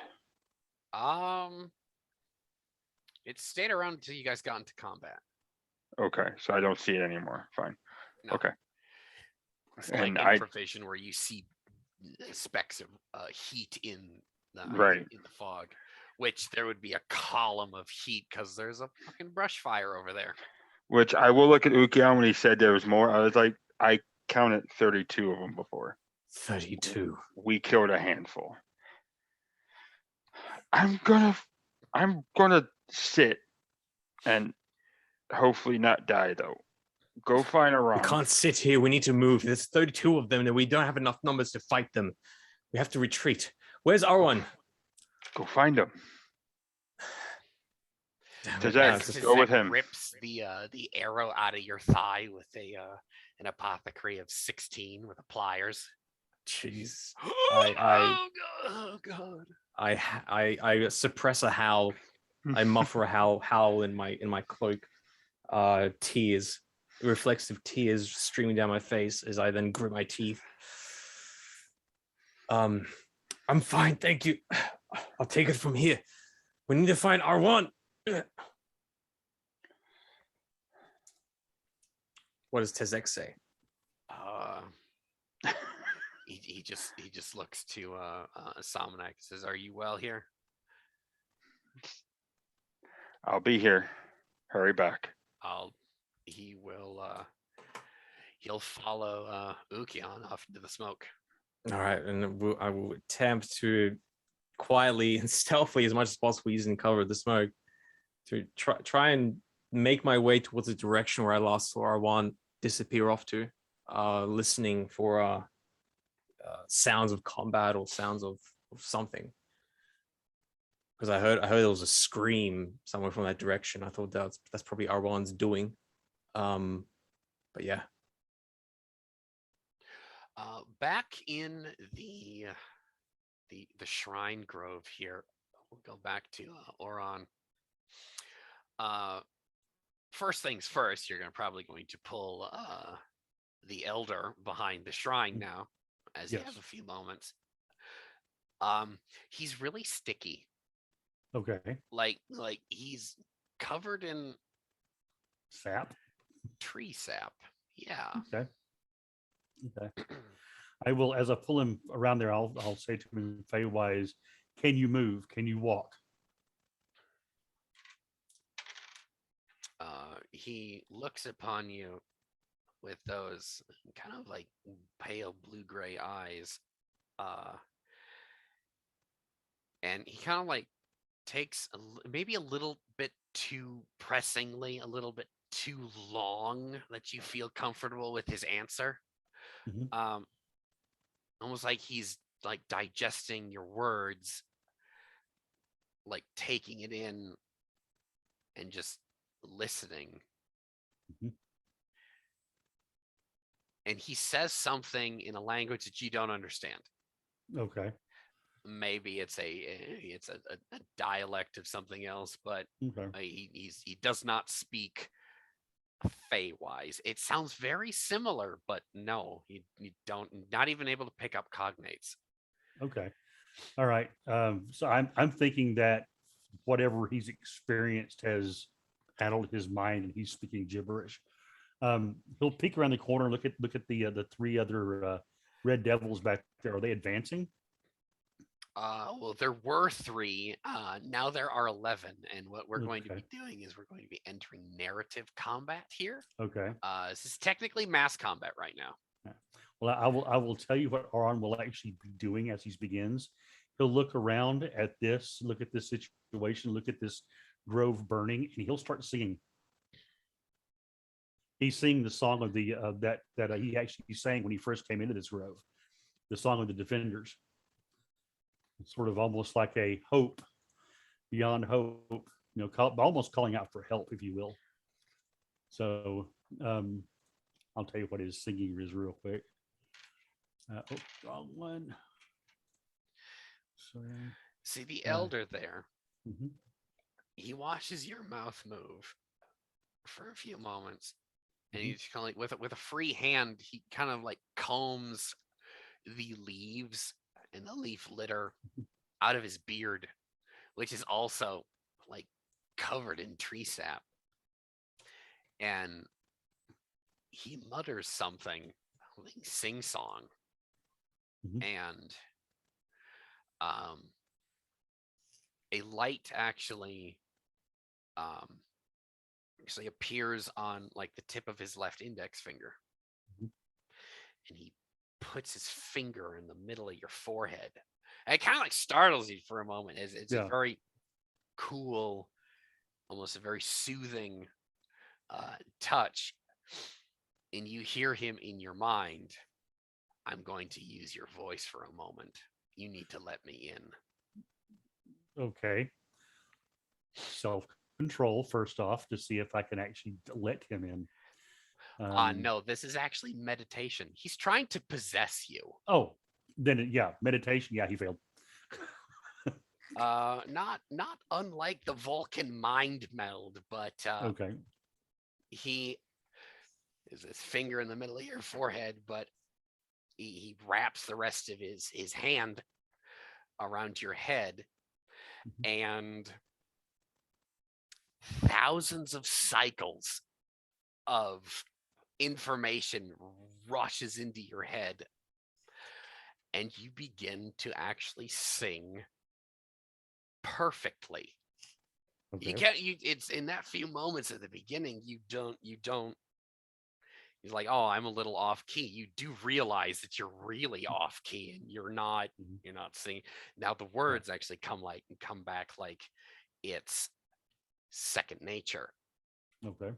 And yeah, out of the underbrush, an undead Nemercian warrior comes out and just beheads one of these people with an axe. Okay. Just brutally. I'm old man. I'm too tired and old for this. Schwack! He just did thud, thud, thud, thud as the head rolls off, spilling his black blood all over the damn place. And now at that point, Ukion actually comes into the grove at this point.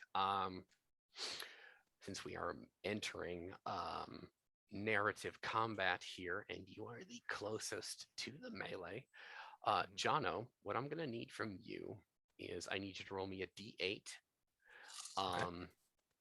And then from there, I want you to describe how many of these foemen you slay. All right. Be as descriptive as you wish. Okay, that's 6 on the dice. Okay. 6 of these devils will be screaming, sent to their ancestors. Okay, so emerging from the smoky from the smoky cloud, this suffocating veil of hot and humid death, emerge these shapes, these rickety, shambling, relentless shapes of things. These red devil people, these primordials are regrouping, having succeeded in their task. They are meeting up, regrouping their numbers, ready to move on, hearing that the commanders are calling out to their minions to move on. And they rush to it, and these red devil people, they rush to a group of silhouettes through the smoky haze, and then they scream because these things shambling are not their kinsmen, they're not their comrades in arms, they are other things. One falls, two falls, two. There's panic amongst their ranks as they run back, confused at these guardians that have awoken. And as they flee into a between two trees, almost like weeping willows, and they've rushed between these two places. And this is where it so happens that Ukian and Tezek were waiting to strike.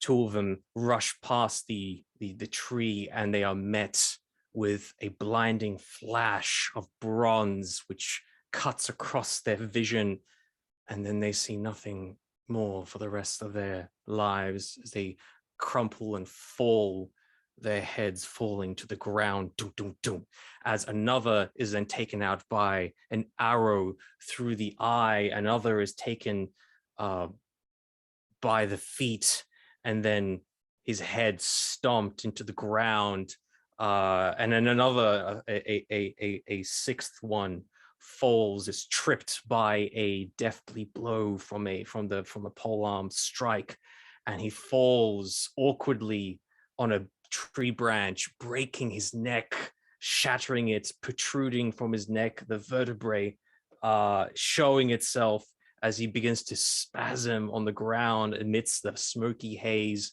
and the chorus of his dying comrades as he falls to the ground, and then merging like a shadow, a specter from this dance and drama of death and macabre, is this unseelie clad fey Dawn Fairfolk, and this rugged rustic wild Dawn Fairfolk warrior next to him, brandishing dripping weapons, entering quickly into the grove.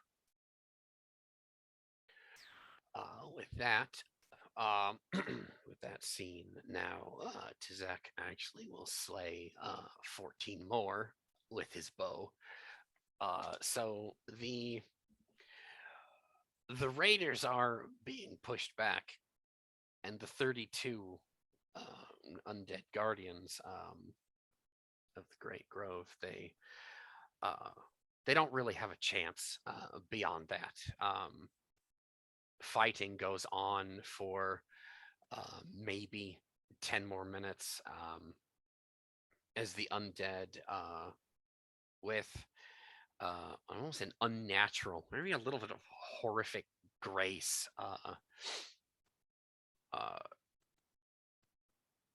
they do them die in a brutal efficiency there that almost seems more barbaric than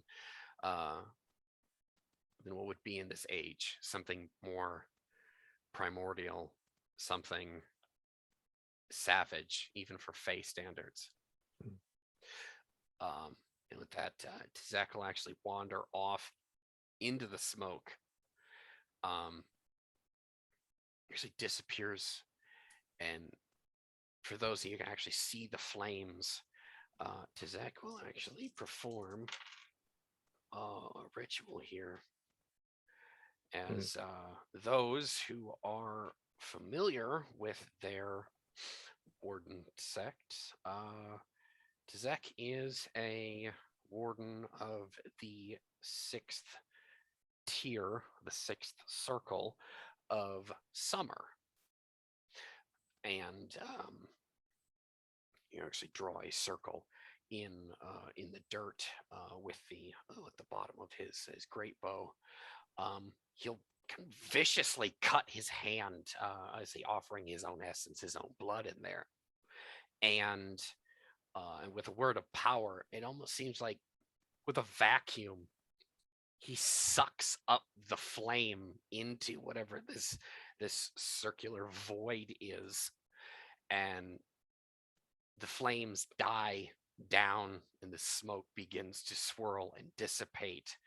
And those of us again familiar will see he's actually a forest fire warden. And with a cough, he'll begin wrapping his hand. He'll turn back like over his shoulder. Are we all unhurt? Still pretty urgent. I will see. I'll look amazed at what he's done. We need to find Haran, and then I turn and I see this grove. Is the grove tree on fire? This huge tree, or is it on? A couple of them were, but the fire has been disposed of. Yeah. So as the smoke begins to slightly clear, I don't know if Arwan is in the area or what he's doing now. Yeah, I think he was. Yeah, so you'll probably hear, as the smoke clears, Aron will probably look around for his companions. If he happens to see Tazek, he'll yell out, "Tazek, we have an injury over here." He'll use his apothecary to look at the wound and see how serious it is. But he doesn't have any poultices on him.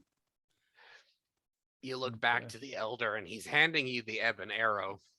He just says, "Here." He drops it in your lap.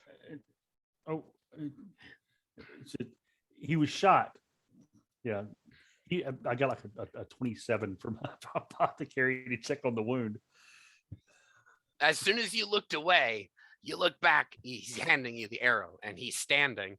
He's naked, so it just full frontal yeah, just he- flash there, and he goes back to the I'll front of his shrine. Grab his hips and I'll turn around, look at his back where he got hit. Do I He see a wound? Backhands you like he's your dad, knuckles and all.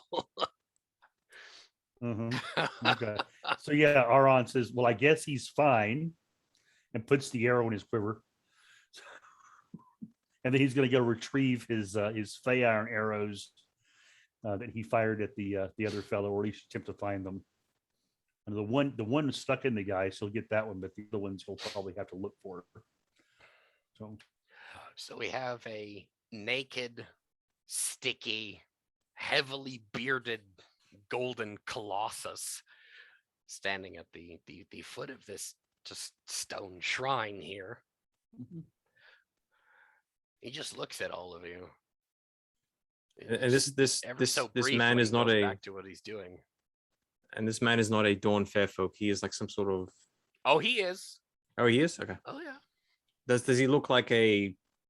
Because I missed the description because I wasn't there. Oh, yeah. Is this guy? Is he like is massive? Is he tall, or is he just human size? Does he look like a mortal? Does he look like some sort of immortal or some sort of? He looks like he is a Dawn Fairfolk. His skin is quite yellow, quite deep goldenrod. Mhm. His hair impossibly long. Yeah. We're talking like from, if he stands up straight, from the top of the head to his ankles, and Yeah. 4 feet out.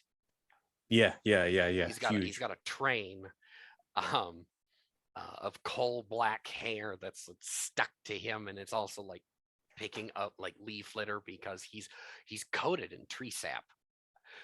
Yeah. It dawns on Ukion now that he might just be an awakened elder, because his beard goes down to his knees, or just below his shins.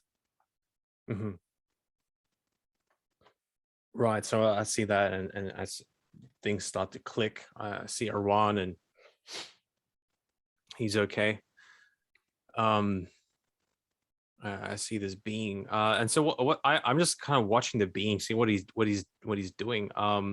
Is he what's he? He's just standing in front of the this tree, and he's just looking at us. No, he's standing in front of the shrine. It's like The a shrine. small stone shrine that was Yeah. near to his tree. Right. Yeah. Yeah. He has an orichalcum sword Mhm. in his right hand, and like the lid of it, it looks like a sarcophagus, really. This shrine has been like pushed off of it, and he's actually looking down into it. And as soon as he notices that you guys aren't about to have a go at him, he's gonna go rummage around in this sarcophagus. Mhm. Right. So I will speak a few words to him in Feywise. Elder, He just are kind of looks you over his shoulder with this kind of like granddad look in his eyes. Yes. are you well? Have they hurt you? Kind of reaches back to kind of like rub a bloody hole, or what looks like an arrow wound that doesn't have an opening. Mhm.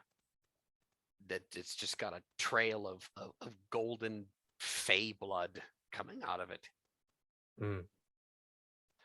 I was, but I think we're all right now. He goes down into the sarcophagus. He brings out a coat of orichalcum mail, and he lays that over the side. How many are you? We are 4 in number. Our 4th is away. I will need to go fetch him. Now that it is safe. Yes, I believe you better had. I shall I'll fetch return him. then.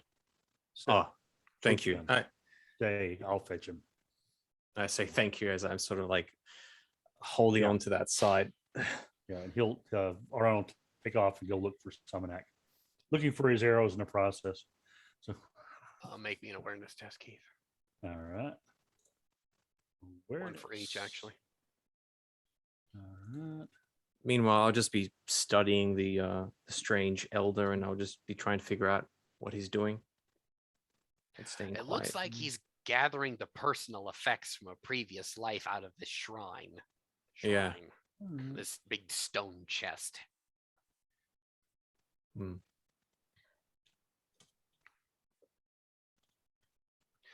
Who's the oldest of you? I look towards Tizek.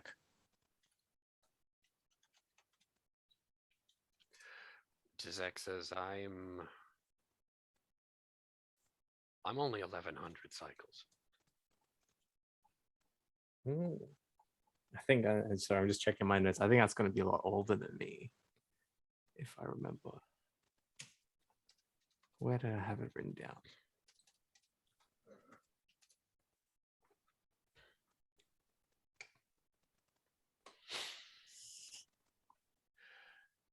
When he finally does turn to you, he's not covering up his nakedness at all. He doesn't sweat you guys. He says, who sits on the throne? Okay, I'm 1500 cycles old, so I'll say, well, then that might be me then. Actually, I don't know if it's Almanac. I don't know, but anyway, it might be me. Who sits upon the throne? That would be King. Oh, I've got his notes.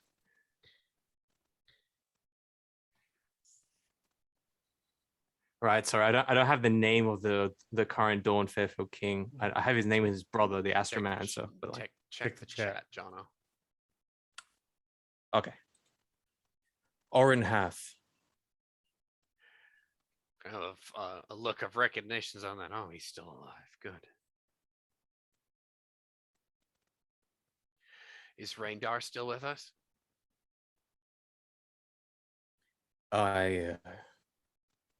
I do not know. I don't think anyone knows the Astromancer's real name.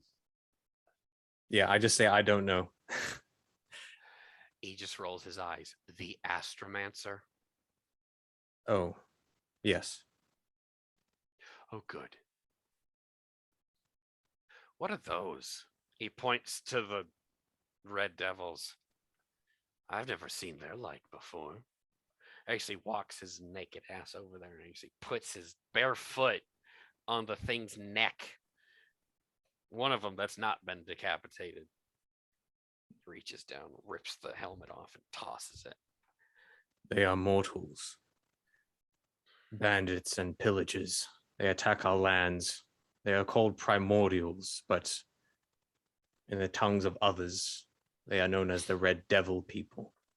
It looks like a red devil. They act like them. I do not know what they were attempting to do, but they seemed hell bent on despoiling and burning this place. Why? I cannot guess. I do not know. Well, there's quite a few people, quite a few Fae here that sleep with me. He kind of looks off, maybe a little bit longingly, a little bit rememberingly, at some of these flowering trees. These Red Devil people, they are minions of a sorcerer of their own kind, one who calls himself Undying, and name Endu Kaga. The elder just like, the Undying. Oh, that's a bit. Is he floating above the rest of you? The level of ego behind the state kicks this corpse. Unfortunately, he is a powerful. Unfortunately, he is a powerful sorcerer who has laid low the king of autumn and cleaved his head from his skull and taken his crown. That gets his attention. Yes, as I say that with stern sort of, this is serious. I look at him. My companions and I are seeking this one. And these seem to have, this Endu Kaga was apparently spotted here 3 months ago, very, very shortly, very recently. Well, if he is a powerful sorcerer, then it is the business of any sorcerer who calls himself powerful to seek out relics of power. He looks at the sword in his right palm as implements for the rituals, which might be why I'm awake again. Forgive me, Elder, I do not know your name. You've probably heard of me.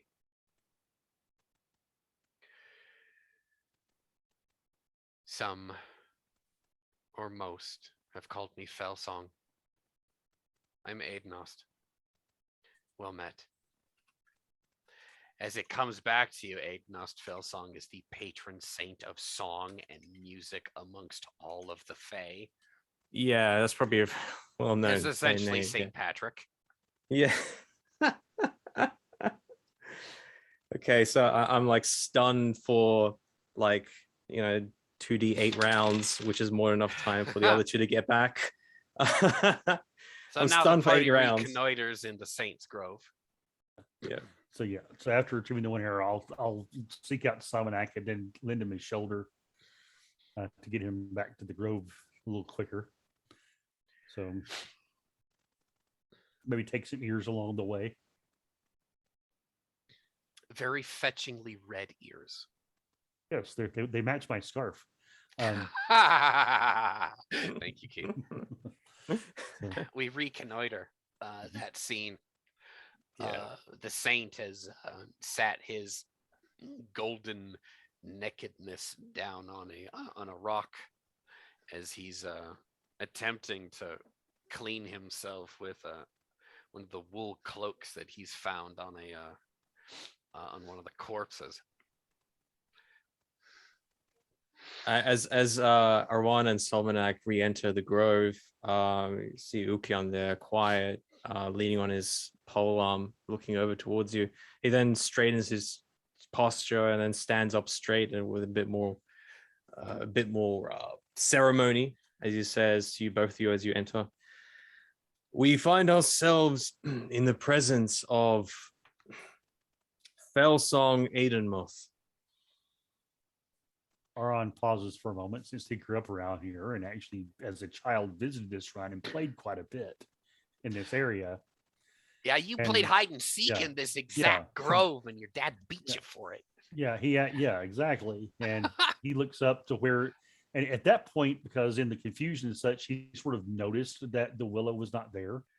But now he looks at him and then looks where the willow was. Mhm. And then back, and then back, and then he notices the sword itself. Quick question, real quick, as an aside. Do any of the Atlanteans use orichalcum? Only As- the highest of nobles. Okay, so has Aron ever actually seen orichalcum weaponry in his travels? Orin Kath has an orichalcum war sword. Okay, so He also has an he's seen orichalcum it. ring. Yeah, you've seen it, but it's So, real okay. damn rare. Okay, so seeing a full coat of armor is like, whoa. Okay, Oh yeah. so yeah, he sees The that. king he doesn't sees even them. have a coat of Yeah, armor. so he comes over and sort of does a sketchy little bow and says, "It's a pleasure to finally meet you." That's not necessary. We know each other. Well, yes, I did touch your hips. I apologize, but I wouldn't call it knowing. And he sort of No, gets you that were a look on his boy face. here, and you visited me with your older brother, or He was it your did, cousin? yes. My cousin. Me and my cousin would play hide and seek in this grove. Yes. Oh. Hithertone told me that I had visitors a handful of times. He looks down at his sword sitting in the grass very longingly. I once spoke to that sword. She can speak I to you believe. now. Yes, me and another associate of mine came through here once, long ago. But long before before I left here. And so you hear the feminine voice of one of the handmaidens of Titania say, actually emanate from the sword itself. Yes, I have told the master that he has had visitors.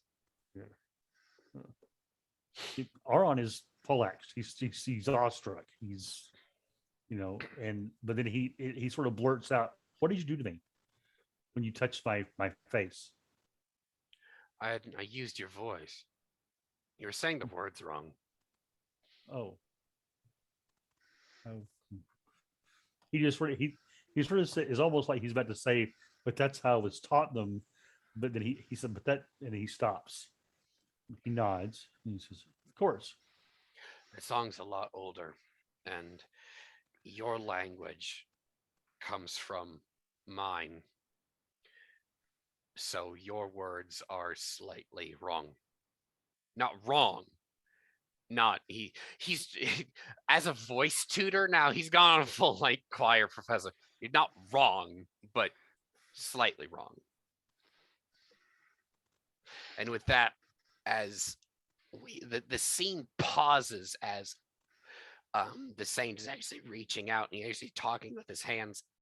The scene will pause and it'll actually kind of skew into almost like a still life painting here.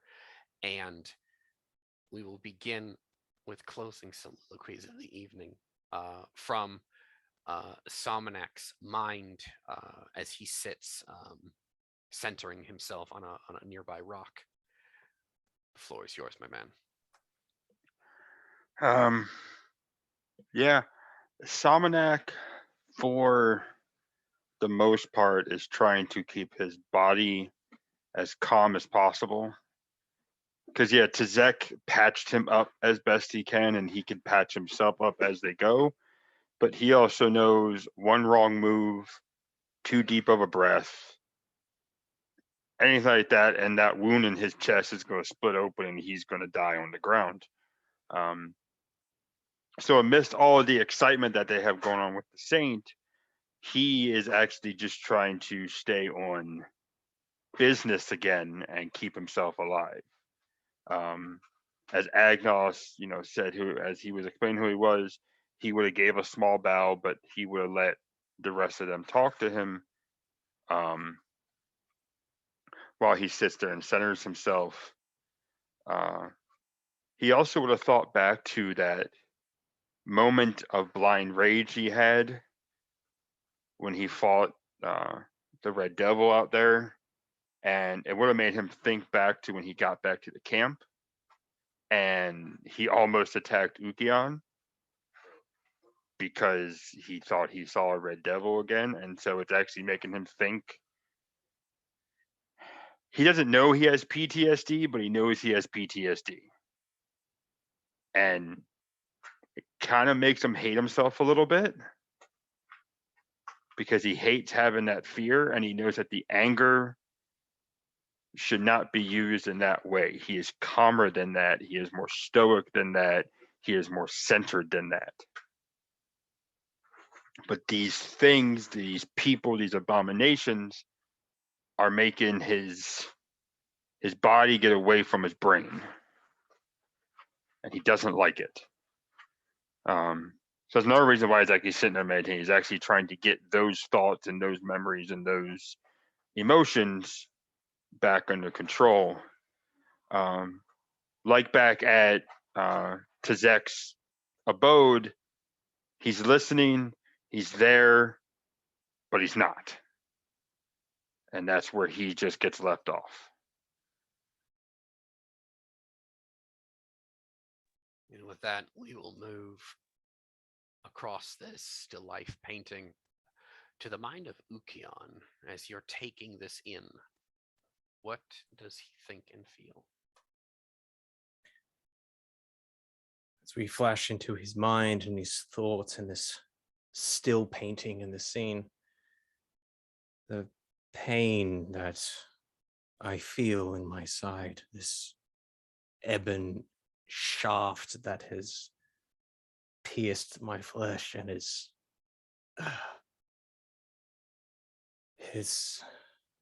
feels like the same pain that I felt when I saw what Arwan had done to that nymph by the river.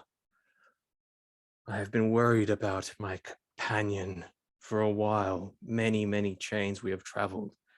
I have heard his stories, and he has done much and traveled much and suffered much. That is true, but he has also done great evil. He claims, this one, that he has been accursed unfairly. Maybe that is true. Maybe it is not. Whatever the case may be, he carries shadow. He carries a heavy cloak of foulness.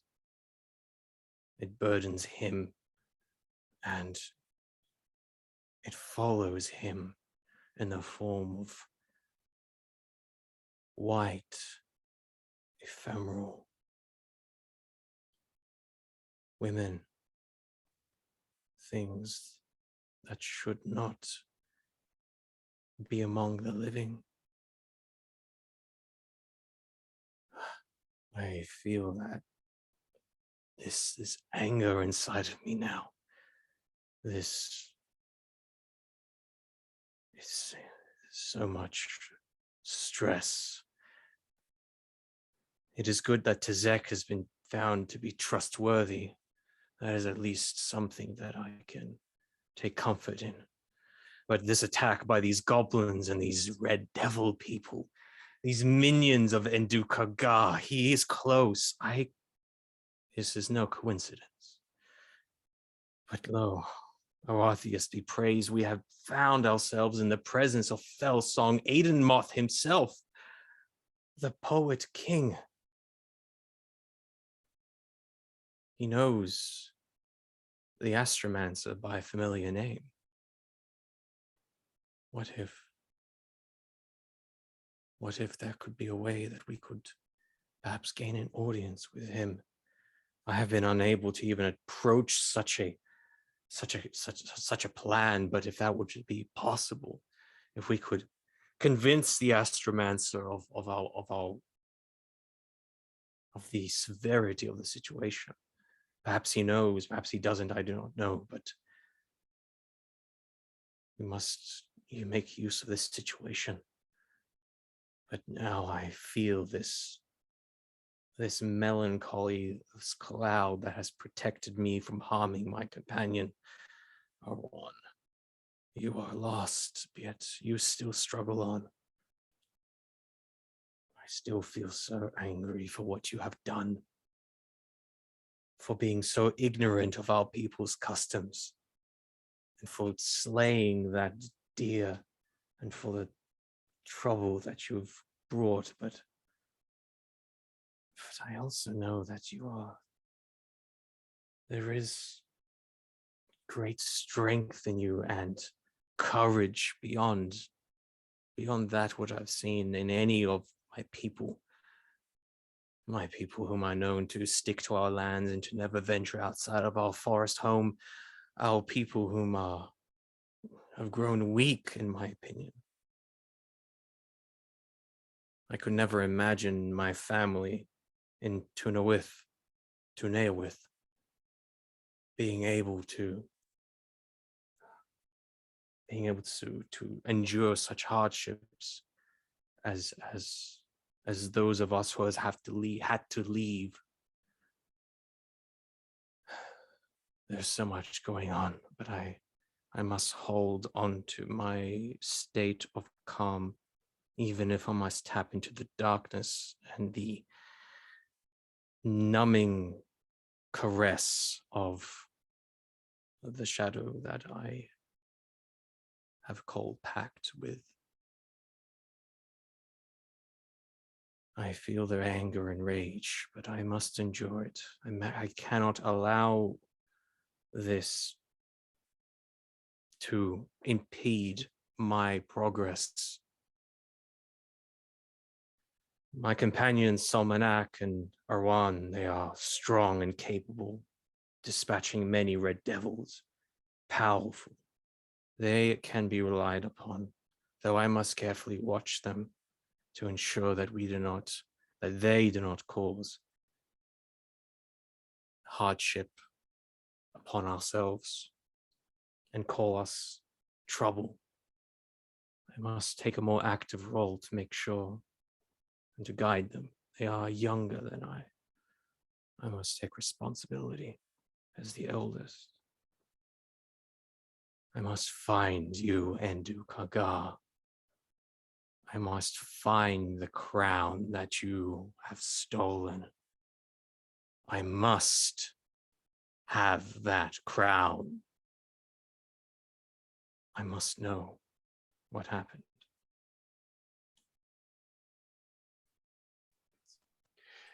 With that declaration of vengeance, we will move to Oron's mind.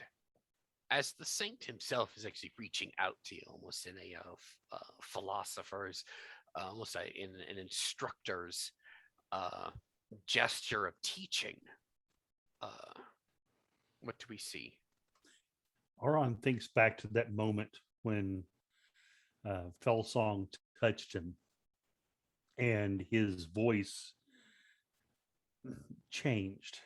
The tone that his voice took, the perfect pitch, the way the words are formed in his mind, they were slippery as they passed through him, but were not of him.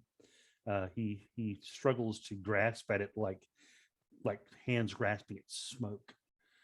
But as he thinks about it, he thinks about the thousands and thousands of cycles that rush through his mind at the same time. Little bits and pieces here. He may nothing substantial, but the dapple of sunlight on leaves in an ancient day, the occasional face of someone that has long passed in this world, or at least is among the trees. Little things of that nature. and he thinks back to what all happened today. This horrible attack on the Grove.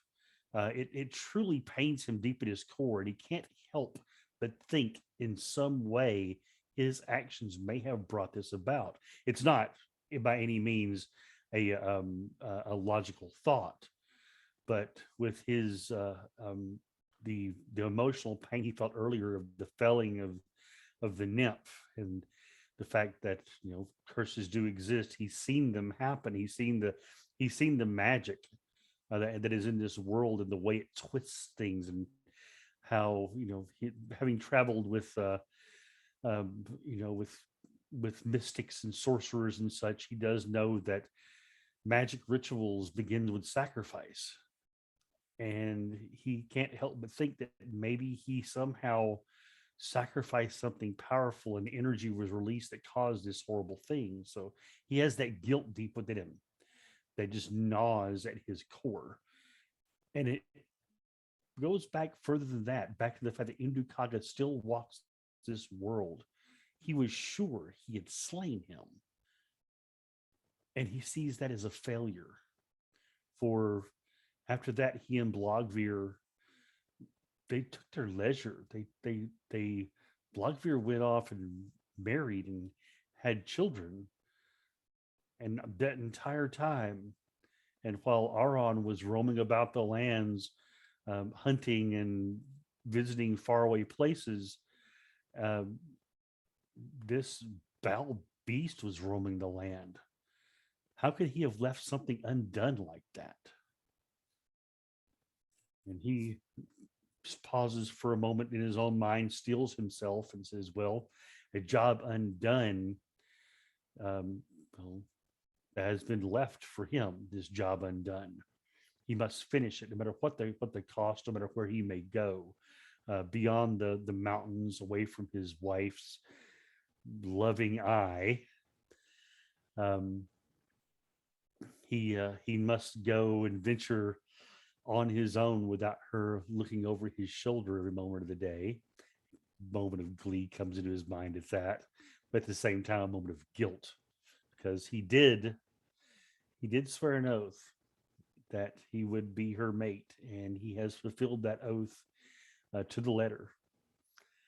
And he does, even though over 150 cycles they have been a couple, there's been no love so much from Aron's side in the romantic sense, but there has become a familiarity. There's become a almost a comfort in the fact that he knows that where he is near water that is attached to her river, she is there. And he actually takes a moment and actually sort of thinks longingly of that and how she'll miss him. But if all goes well, he'll return with Inikaga's head. This time he will not leave it intact. It will be removed from his body. It will be properly dressed, and the skull will be brought back and presented to her as a gift for the inconvenience that this thing caused her to make her mate go beyond her range, as an apology. And after that, well, maybe he'll come back here and sit at the feet of Fellsong and learn a few songs, possibly, or how to sing properly. Maybe some of the old tunes and old stories of that from before, and maybe spin a few of his own. But that is for another day. Now he has a job to do.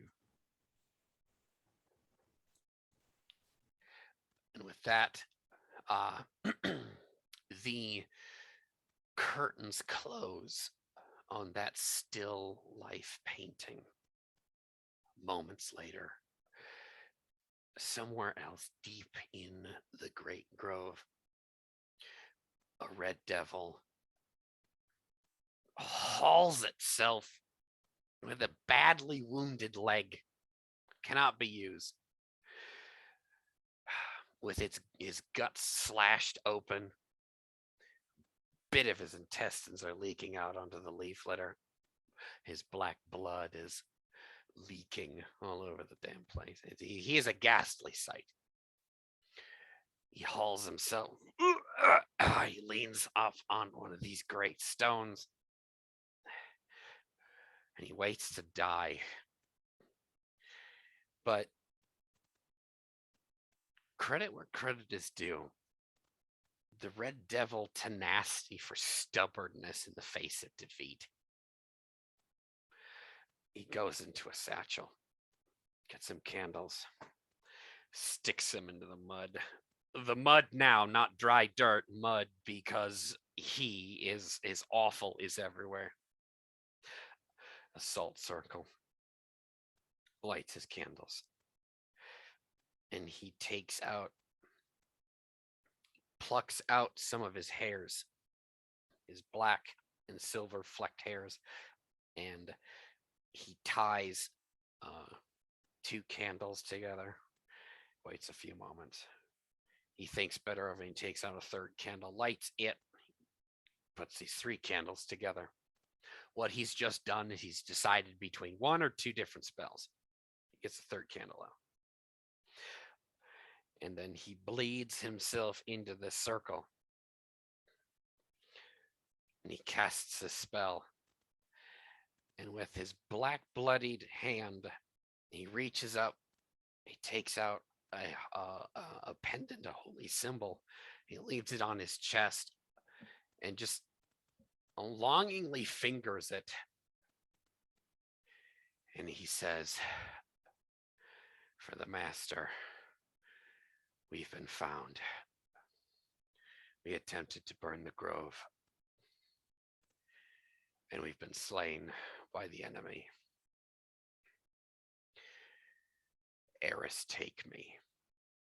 And he bends down as his open gash, he lights his black blood on fire and dies in the mud. And with that, we will leave the setting. The stage curtains close. And we will be back in 2 weeks for session 3 of Crown of Autumn. Thank you for tuning in, everybody. We'll be back shortly. Have a good night, folks.